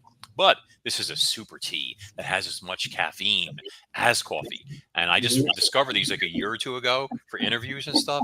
I'd be tired at night. Some of these guys, they want you coming on like at Coast to Coast. You're on like from midnight till 2 or 3 in the morning, and stuff. And I'm like, ugh. But the first time I drank one of these things, I was talking to my wife and little girl, and I was like, oh my God, what did you drink? So like that. And I was like talking a mile a minute. So now I'm more used to it a little bit. But anyway. As long as it keeps you awake. I'm sorry? I didn't as long as it keeps you awake. Oh, yeah. To keep me awake? I'm good right now. I'm good. I'm just, if I get a little like, I'll smack myself. You were talking about ghosts, and like I actually have what I call paranormal protectors, believe it or not. And I swear this is going to sound like a little nutso, but you have the bouncer like I have. I lost a family member like a little over 20 years ago, and ever since then, I have had like the craziest things happen to me. Like one time, I was driving the New Jersey Turnpike and I fell asleep at the wheel. Okay, which never happens to me, but I was exhausted and it was cold out and I had like the heat on, and I don't know what happened. I just fell asleep and I was holding the wheel, and my hands started dropping, and I was in the left lane and I started swerving to the right, and somebody literally went and slapped me. I'm not going to use the word. And I like opened my eyes like I was ready to fight somebody, like what, like this. And then I saw I was turning and I was about to go under a tractor trailer. Yeah. Oh, like in no man's land between the front sets and the back sets. And even though I have an SUV, it would have wedged right under there, nice, and I would have probably been killed. And I went, whoa, fast reflexes, and I turned away from it. Okay, and then I was like opening the window and slapping myself, whatever. And then I had multiple incidents like that. My mechanic was joking that I had like this, my SUV was cursed or something like that. Then I was in Brooklyn and I was driving on the Belt Parkway and I got off at Caesars Bay. You know where that is, right? Yeah, I know that is. Okay. So when you get off that exit and you're headed towards Kings Plaza, what's that road that you're on? Is that Utica or Avenue U or? When you're getting off, you're on that straight run. At the end I of think it that's is Utica. okay. I think So that's I'm on Utica Utica Avenue. Okay, at that just time. off the exit, and the water's to your right. Okay, Mm-hmm. and I got these two. I think there's 3 lanes each way. It's been a long time, and I'm driving along, and I got these 2 cars in front of me, in the middle and the right lane, and it's like a 50-mile-an-hour speed limit there, and they're doing like 20 miles an hour, and I'm like, "Are you kidding me?" I'm like sitting there, I'm like, "I'm dying here." I was headed to the mall and stuff, and then I saw they're talking to each other with their windows open. I'm like, oh no. So I went around them. Obviously I checked my mirrors and all this stuff like that. And I passed them, and I was like, I don't know, 100 feet ahead of them or something like that. And I started, veering into the middle lane. Okay, there was nobody coming. They were back there. I could see them both. And then I said, you know what, let me just keep going in the far right lane, because at the end of this stretch is the mall, and I got to make a right or whatever into the parking lot, yada, yada, yada. Okay. Mm-hmm. And so as I go to keep turning, all of a sudden something grabs my steering wheel, and there's nothing there. Okay. Mm-hmm. And it grabs the steering wheel and it forces it this way. Okay. And I started panicking because I was afraid I was going to lose control of my vehicle, because I was turning and all of a sudden it pushed this way, and I'm fighting with it. I mean, literally fighting with it, trying to turn it. And it was like the wheel was welded. I could do nothing against whatever was holding this wheel. Okay. I'm like, literally, like, and I was a strong kid back then. I was like, what the hell? Like this and everything like that. And then instantly, like a second or two later, the pressure disappeared. It was fine. And but right before that, as this battle's going on, a Corvette had come up behind these 2 guys, apparently at 100 miles an hour. He went around them on the shoulder, which I wouldn't have seen him coming. Okay. And he blew past me, like in the lane I would have been in a second later, at 100. Yeah. I was doing 50, and literally he flew. Okay. So I would have literally gone like this, like that. And I would have flown this way, and he would have flown that way. And I would have ended up in a wall of tractor trailers that were coming at me on the other side. Okay. And I realized that this pressure was not designed to make me lose control of my vehicle or anything like that. It just forced my wheel straight so that I stayed in the middle lane and I could not go anywhere else. And as soon as that danger was gone, it was gone. My mechanic had no explanation for it. Nobody's had an explanation for it. I find it incredibly coincidental that happened and saved my life. Okay. But wait, there's more. And then another 6 months later, I'm driving along with the same SUV on my way to Jersey. Okay. And I start having engine trouble. Okay. And like my heat now is gone, and it's freezing in the vehicle. It goes from super hot on the thermostat to like freezing, up and down, up and down. I lose my power steering, all this stuff. Okay. So I call my guys at the collision shop, and he's like, hey, yo, yeah, sounds like the alternator, she's gonna go. Yeah, the car's gonna die on you. You need a tow? And I'm like, no, I'm good. I got AAA gold. I'm just gonna, because once it dies, your battery's gonna go too, whatever. So let me try and keep this thing on the road, because I'm like 10, 15 miles from home or whatever at this point, and try and just get there. Okay. I'm like driving along, and it's freezing in the car, and I had to wrestle her over with no power steering to stay in the right lane. And I'm in the granny lane, and I'm like cruising along, obeying the speed limit, whatever, and stuff like that. Watching, I'm getting these bing, bing, bing, bing, bing, bing, 3 different alarms going off, all this stuff. Okay. They thought somebody did something to my car back in Brooklyn. With all the jokes the next day, like, hey, who you with? Stuff like that at the shop. Yeah. But you better not start that car tomorrow. I'm telling you. So I get off and I go down. I'm heading for Route 130. Okay. And as I'm going through the toll there, I start losing power. I'm going slower and slower and slower. Pretty soon, to do 30 miles an hour, I got the pedal flat. Okay. I mean, all the way down. Okay. I go down the ramp to 130. And as soon as I get there, everything dies. Everything. Okay. I got no lights, no power, no nothing. Okay. And the brake pedal was like hitting me in the knee. I mean, like I couldn't even reach it or anything like that. And I'm on 130. Okay. So I was like, I wrestled her over to the shoulder. Okay. right shoulder. There was a Wawa across the street, Burlington area. And as I do this, I use the parking brake, which was in the center, to stop. Okay. I'm very calm in a crisis situation. You know, I've been shot at, so I know what fear is. Okay, and stuff. But anyway, so it comes to a stop. And as that happens, you hear this sound like this. And all this gray, what I thought was steam, starts coming out of the, under the hood, like boom, like this. Yeah. And Yeah, I went, oh, and it overheated too. And I'm like, I got to get rid of this car. Well, I was wrong. It wasn't steam. It was smoke. And my engine was on fire. Okay. Oh, Next shit. thing I know, flames are erupting out from where the windshield wipers are, and black smoke is filling the cabin. Okay. Filling it. Okay. So now I'm like, I got to get out of here. And I go to grab the door to open it, and it's locked. And I can't get out. Okay. No power or anything like that. So now I was like, okay, this isn't good. You know, so I took a deep breath, which had a little bit of smoke in it, but not much. Okay. I could hold my breath for a long time. And I'm sitting there. Now the whole cabin is filled with black smoke. You can't see anything except a little yellow glow from the fire that's burning on the front of the windshield right there. Okay. Like this. And I'm trying to figure out how to get out. Okay. And it's like you get this little voice, this panic tapping you on the shoulder going, hey, you're going to die now. Like this kind of thing. And I refuse to give in to panic. Okay. So I was about to smash the window with my elbow, okay, to get out of there. And I was like, wait, okay. I have never used, because this thing was set to auto unlock, you know, once you put it in park. And I'm like, I have never used the manual lock on this SUV in my life in 8 years. I'm like, I wonder if it'll still work. So in the dark, in the freezing cold, in the smoke, holding my breath, I'm feeling along. I feel for the lock, and I'm like, all right, there's the lock.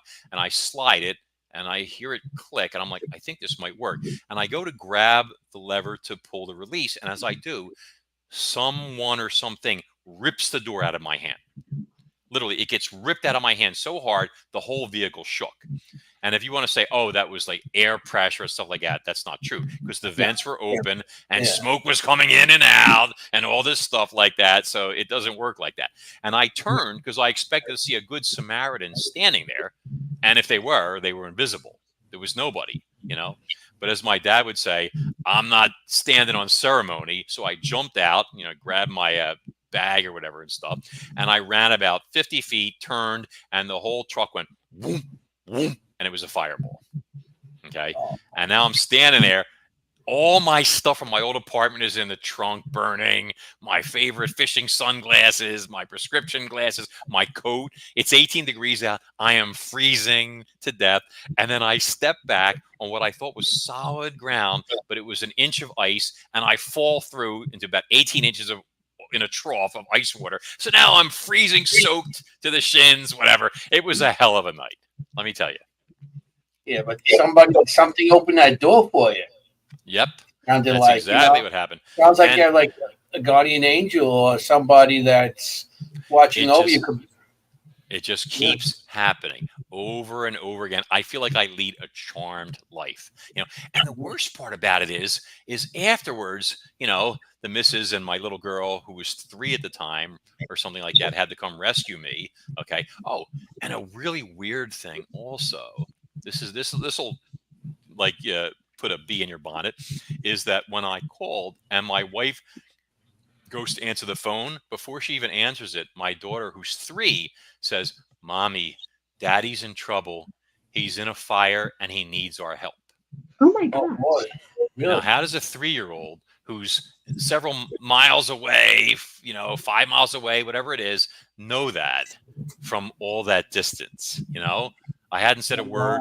She hadn't even answered the phone yet or anything like that. My wife was freaking out, obviously, about it and stuff. Okay. But that's what happened. And so then we had I had the police there and the fire marshal and all this stuff and and the cop trying to give me the 3rd degree over and over again. Like I tried to set myself on fire. No, thank you. Whatever. I had to straighten him out and stuff. And then like the worst part was I was supposed to go to the gym. I wanted to go running on the treadmill, and I got yelled at by the missus, and she made me go to the emergency room for smoke inhalation instead. Can you believe that? Oh, yeah. And the Come doctor was on. like, well, you do have a slight case of smoke inhalation, which I was coughing a little bit and stuff like that. He goes, just take it easy for a couple of days and you'll be okay. So I didn't even get to work out. But the point is that ghosts are real, spirits are real, etc. Yeah. And, I've got paranormal peeps, that watch my back, and, we can, so good stuff. It could be either way. They could be, terrorizing you, or they could be protecting you. So you have the protection portion of it, which is, it could be a family member that's watching over you, an old family member, or it might just be something that's attracted to you because it reminds them of something that when they were alive, if a person or something that you do or something attracts them to you. I think it's the ears. It's the ears. Sexy ears, yeah. It's the doctor. Right, Maureen? Come on, you never seen ears like, come on, check that out. Look at that. Look at that. Look, sexy ears. Sexy. Really sexy. You never seen ears like that before. They're very handsome ears. Look at those ears. And I have a freckle on one that looks like it was pierced. So I let people think that, but it never was. But anyway, so that's the same as when the guys they kind of like razor that section out of their eyebrow to pretend like they had a scar. They look really, really hot after a fight. Oh my God. Yeah, no, I know, but that's beyond me. Well, those are interesting stories. And that truck sounded like a nightmare. It was. Oh well, it was history. It was ash after that. I mean, my God. You name it Christine? No, because it didn't come back from the dead after that. Or anything like that. Yeah, it didn't come back after it went on fire. Yeah, and then like I said, I called my guys at the collision shop, and I had to hear this. Who you with? Who you with? Like this type of stuff, and I'm like, dude, come on, man, But yeah, it was. I don't know. Something dark was after you first. Yeah, you could be right, but death lost. Okay, I'm still here. Several times. Yeah. That's a lot as well. Not in the same, like not car related incidents, which there were car related incidents. Like, when you feel like, oh my God, I'm going to squeeze through that. And then you're like closing your eyes and you get through that one little space that you don't know how a car could fit through, something like that.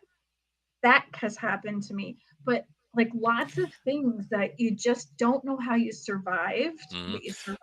I gotta say, I don't advise you in the future to close your eyes while driving through a narrow space in the future, because you can't always count on them something to be there. Well, you know you're going to die when you're like when you just so closing your eyes, like it's that bad. Like you just know you're going to die anyway, and then all of a sudden you're like, yeah. I'm a big fan of trying to not panic in emergency situations.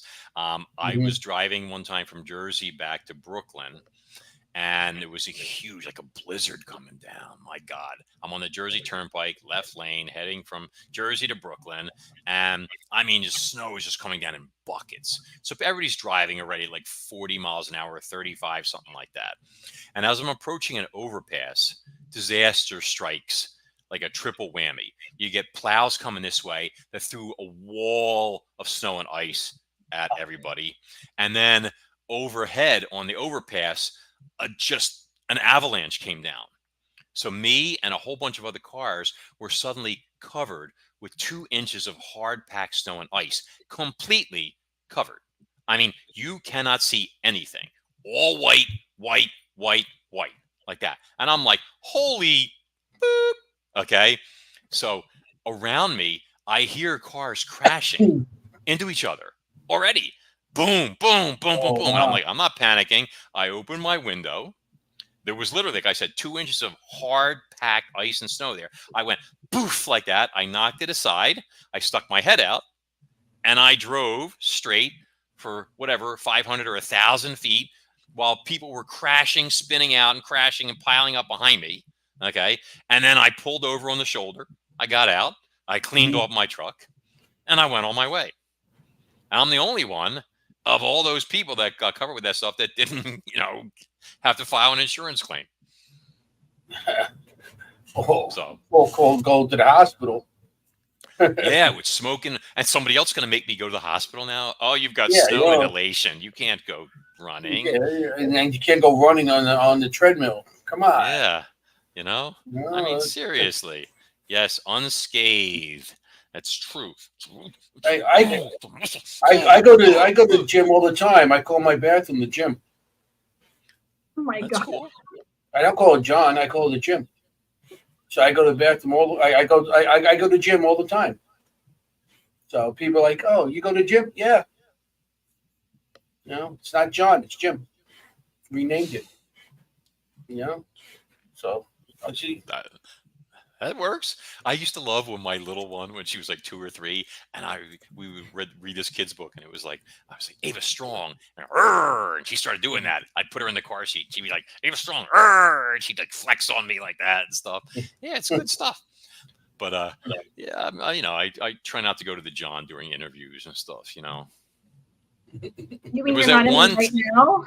There was one time. It was an accident, One time. Yeah. But Yeah.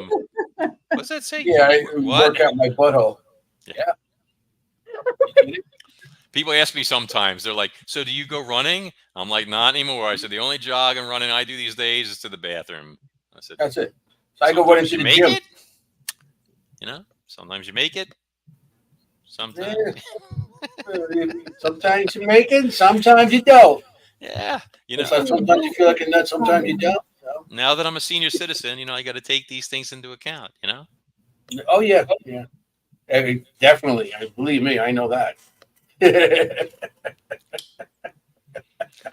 All right. So we got 8 minutes left on this festival. So what else do you want to throw at me? Start telling everybody where you get your books, what books to look for, your series of books, YouTube channels, anything that you have that they can find you. Well, we should definitely post a YouTube channel on the site here in the chat. I did that. Okay. The YouTube channel, like I said, if you Google search it, I think it's at Real Max Hawthorne, and it's also called I think it's called Max Hawthorne Supernatural Survivor or Supernatural Survivor with Max Hawthorne, one or the other. I forget. They keep changing the name on me, but I know it's at Real Max Hawthorne. And if you want to find me on Facebook, it's facebook.com/Real Max Hawthorne. And that's because for some reason there's 50 non-existent Max Hawthorne accounts on Facebook. I mean, it's crazy. You go on, if you look up Max Hawthorne, you won't find me. You keep finding all these blank accounts and stuff that have nothing on them, and people that are obviously not me and whatever. Who knows what else? There can't be that many Max Hawthornes in the world. I'm sorry to say, but anyway, so Real Max Hawthorne on Facebook also. There's an Instagram on, I don't know what it is right now. I'm sorry. And if you want the books, like I said, if you go on my website, which is either maxhawthorne.com or cronusrising.com, Cronus with a K. All the books are listed. Yeah. And there's all the books are listed there on the books page. There's like I said, a free book section that you can check out also. Oh, Twitter is at the Max Hawthorne. So the other one wouldn't fit. So, you have to take what you can get. Yeah. But yeah, so but yeah, there's like I said, you check out the Megalodon documentary on there if you like it. Please leave a comment on YouTube and let me know. If anybody wants to read the books, hey, listen, I love readers. If anybody ever wants to get a signed copy of a book, unlike some authors, I don't charge for that, but I do advocate saving yourself money in terms of shipping and stuff. So if you want to do that, I often have people ship the books directly to my publisher, to their office, and then they got to email me like a prepaid return label, which is a quite specific one, because I do this as a favor for people and stuff. And Max does not have time to go to the post office. So it's a, let me think about this, USPS priority mail flat rate padded envelope label. and you have to make a PDF of it on their site and email it to me. And then when your book comes, and they'll, I'll get it, I'll sign it, I'll personalize it, whatever you like and stuff. And then I'll wrap it up and I'll put it in I have a giant box of those padded envelopes, and I'll put it in the mailbox, and my letter carrier will come get it, and I don't have to go to the post office. Sorry, it's a lot. That's a lot. It's better to just message me on Facebook and I'll explain it there, But I'm just saying is a lot of people they think like I sell books, like signed books, and sell them, and I don't do that. I mean, look, the economy's tough. I mean, a Kindle book now costs less than a gallon of gas sometimes, But I would rather just a voice clip. A voice clip? Yeah. You should hear my cell phone outgoing announcement. There's a guy on there that I hired who sounds exactly like David Attenborough. And he's like, "Hello, you've reached the voicemail of Max Hawthorne, best-selling author, avocational paleontologist, and all-around great guy," or something like that. I forget what he says. It's something like that. Please leave your name, And he sounds so much like him. And people think like David Attenborough works for me. He doesn't say he's David, but he sounds like him. They're like, "Oh my God, he's got David Attenborough, that naturalist from England, is like, taking his calls," or something like that. It's hilarious, but it's a funny thing. Paleontology, humor, that kind of stuff. So one more question before Yes. we go. I don't want to keep you. What was your what did you major in to know all of this? Where did you go to college? How did all of this happen? Well, I mean, my entire life, first off, I had like hundreds of pets. I had scorpions, snakes, every kind. I had a 15-foot python that almost killed me when I was 19. Literally, almost killed me. I was like it had me, and my brother saved my life.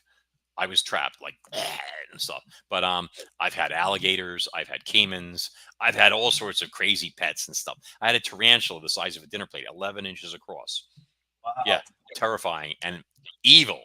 Okay, so I know a ton about animals. I worked as a volunteer at the Academy of Sciences, where I sold that or traded in that shark tube for years as a volunteer in the Kids Nature Museum and stuff. So I've always known a ton about animals and stuff like that. As a fisherman, also, obviously, I've been on the water God knows how many hundreds of times. I have filleted, aka dissected, more fish than marine biologists. You get a lot of the stuff, a lot of knowledge and stuff. But in college, I went to the University of Arts in Philly. My major was film and animation, which obviously loans itself towards a lot of stuff. I can draw, paint, sculpt, write poetry. I've had, some indie hit songs that I've written that are on my YouTube channel. So you guys should check out the music videos and stuff are on there. Yeah, I do a lot of stuff. I'm a busy boy. But, and in school, since I was very bored with the art stuff and the animation stuff, believe it or not, I took every science course they had there. Human origins, studying, anthropoids, apes, monkeys, prehistoric man, every science class, anatomy, kinesiology, studying the objects in motion, which helped me solve the mystery of plesiosaur locomotion, by the way, how they swim and stuff. Yes, I did that also. So you put it all together, that's basically what happened. And then as I became a novelist, I also started teaching myself. See, because I taught myself how to write, believe it or not. I mean, I had AP English at school, but I never took classes on writing books. So I literally gave myself a college level course on book writing. I bought a whole bunch of books. I read them all. I gave myself homework assignments, etc. And gradually, after a couple years of abuse and stuff, and all that, I became a fairly proficient, albeit semi-humble writer. Okay. And while doing all the research for all the books, like the paleofiction stuff, I acquired tons more knowledge of fossils and prehistoric life and everything that goes with it. So when you put all that together, all the fishing trips, the shark fishing trips, I've swum with them. I've snorkeled. I've done this, that. I swim with sea turtles, etc. You put all of that together, anatomy and everything else under the sun, and that's me. Ladies and gentlemen and earthlings, he's a nerd like the rest of us. I am totally a nerd. If you looked in my office right now, there are giant stuffed fish on the walls behind me. Wait. See, that's a 7-foot tarpon and a big Oh striper. wow. Oh, warning, unruly children will be used for bait. That used to be to keep my Love it. nephews in line when they were younger there. So there's that.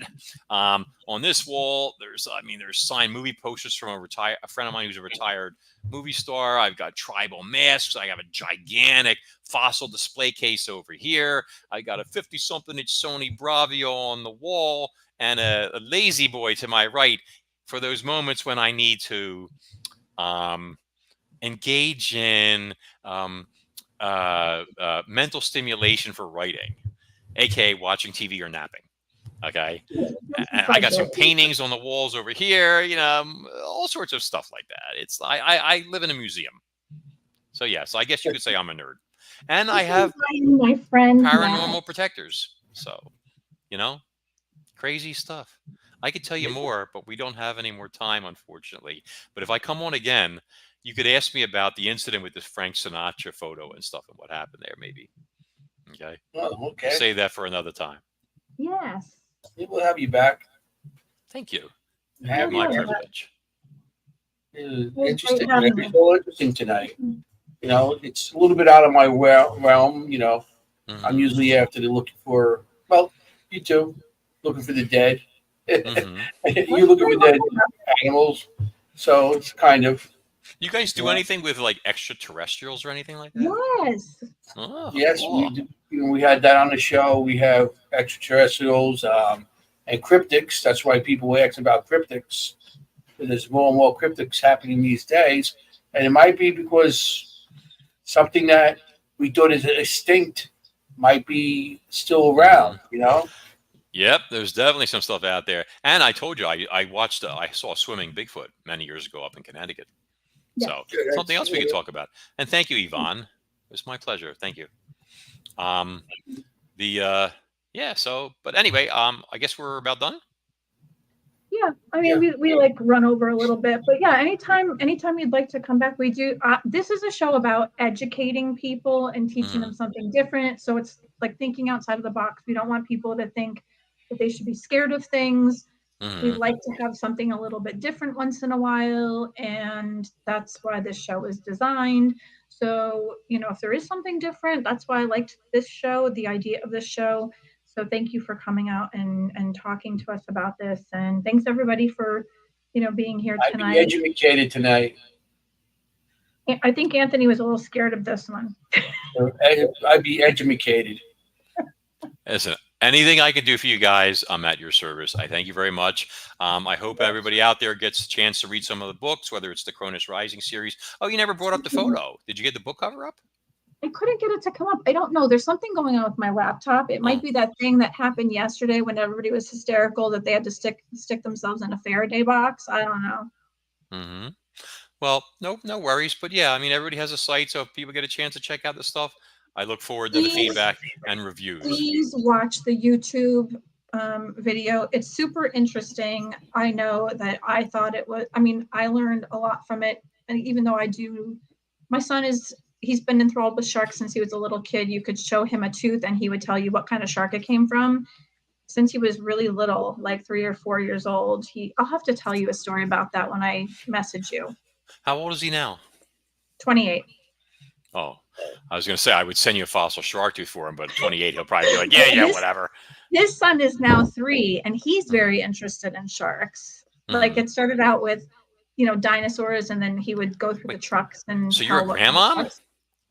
I'm a Mimi. What's a Mimi? It's like we don't use that word because it sounds old. You know what it is. Oh. Yeah, so I'm a Mimi. Okay. I have a 3-year-old grandson and I have a 7-year-old granddaughter. I think if I was you, I'd be proud. That's right. I'm a grandmom, make something out of it, but I started late, I didn't even get married till I was like 40. So, or was that's even because later. Men are scared of things like that.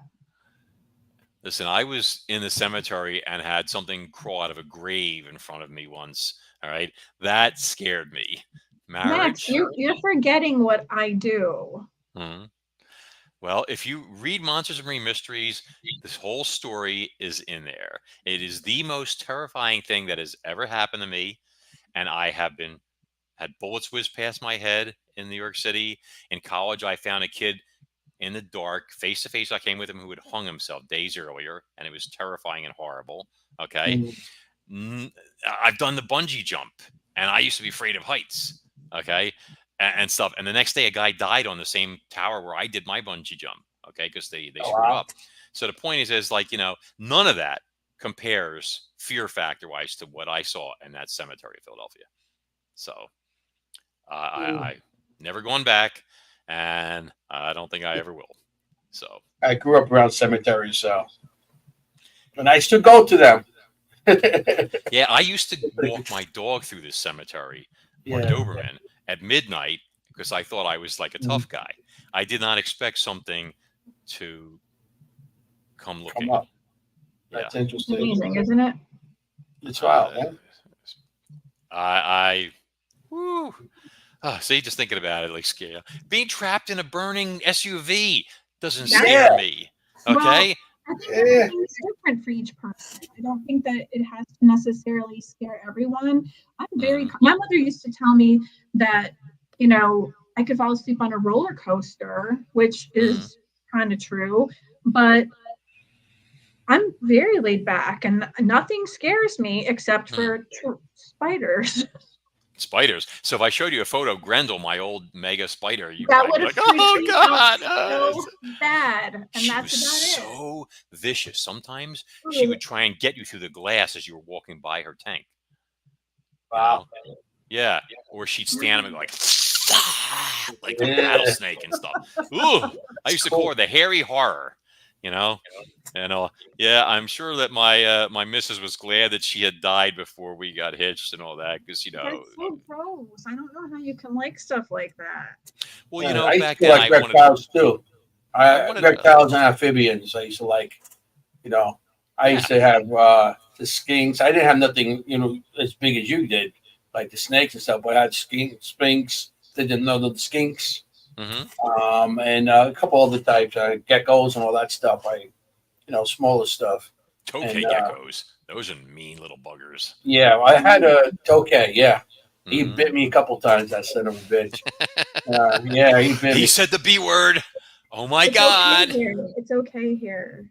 I don't know. The other shows I was on, they're like, you can't curse, no expletives, all this other stuff like that. Some troll was trying to piss me off in the comments and all, and I was ready to call him out. I was like, that gecko, he died of mouth rot. I have no idea. I was putting medicine in him and stuff like that. And, I used to have turtles, box turtles. I had, frogs. I had those big frogs. Bullfrogs? I had the bullfrogs, and I had all those things. I used to buy 300 crickets a week. Nice. See, I knew I liked you, Anthony, and it wasn't just because of the accent. Yeah, I had 6 tanks of different things. See, so you need to read the Cronus Rising book because you like stuff like that. I'm telling you. I've even got some dinosaurs in there at one point. Ooh, dinos. Yes, special dinos that I invented. So you'll see. Oh, I don't you want to made spoil anything. Yeah, well, being an read. avocational paleontologist, you can take certain liberties. But anyway. Well, thank you so much for being with us. We don't want to keep you. You have sleep to It get. was my pleasure. I I didn't get to have dinner, unfortunately, because it was late. By the time the food got here, the show had started. But I'll you can always eat, drink, be merry, whatever you need to do while you're with us. It's not really. Yeah. Oh, because I was having some popcorn during the break on the last show I was on, and I didn't realize during the break you're still live for just the YouTube people, apparently. Yeah, and so so some clown was like making some comments and stuff, and I mean, listen, anybody whose screen name or name on there is John Doe, you're dealing with an idiot, a troll, or a troll idiot. Okay, right away. But whatever. Anyway, listen, you guys are great. Your audience is great. I thank you so much. I hope it was educational and everything. If anybody needs me, you know where to find me. And thank you. And I bid you guys all a good night. All right. Thank you for being with us. We really appreciate it. And you gave me a lot of knowledge that I thought I knew. But yeah, you gotta educate, Sharing is caring, as long as it's not a social disease. So, all right. Thank you for very much for being with us. My pleasure. Good night, guys. Thank you, Dad. So that was my friend Max. He's a great guy, lots of fun. He's really cool and very knowledgeable. Thank you, Vaughn, for being with us for the first time. I don't think we've seen you here, but please come back. We're here Thursday nights, 7:30 to 9:30. Our next show is with Anthony. Our next show is with Aaron G. Thompson. Aaron Thompson. Aaron, yeah. He 28 days of haunted. He was one of the people there. Yeah, I met him last weekend at the I was at the Mass Paracon in Plymouth, Massachusetts. It was awesome. I met him there. I met a bunch of people there. Patty Negri, she was there. I investigated with her. On the show, so yeah, you also got to meet her. It was funny because the corner I was in was like half the people were on our show, you know. So it was pretty cool, and I got to meet Patty personally, and we hung out. And I told her, I went up to her, I said, "Hi, how you doing? Remember me?" She goes, "Hey, of course." And she hugged me and everything, and she took about 5 or 6 selfies with me. So it was pretty cool. I have them on Facebook and on a reel now. I made a reel of the place. So it was interesting. And then we did an investigation at nighttime, and I got to investigate with her too. Her and a bunch of other.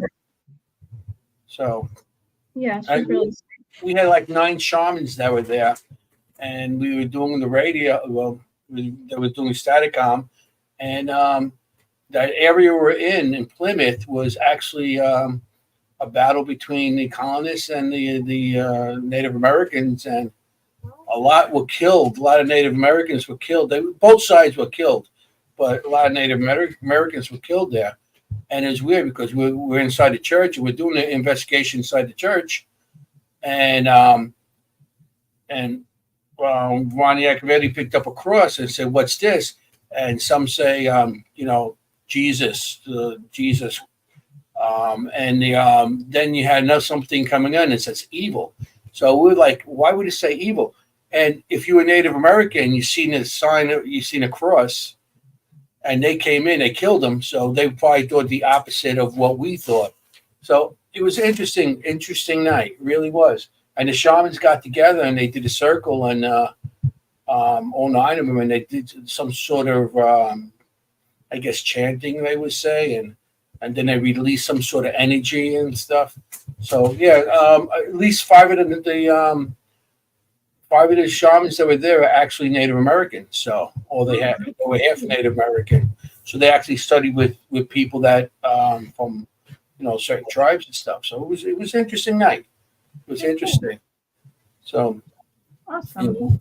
It was interesting in working with these people. So that was nice.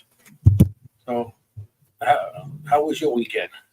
It was fun. It was fun. We went to Ocean's Calling Festival, which I think you guys saw a little bit of the beginning of, and I'm sorry I had to get back in, and I didn't know if Bobby was going to be there to shut down or not, but yeah, it was a lot of fun.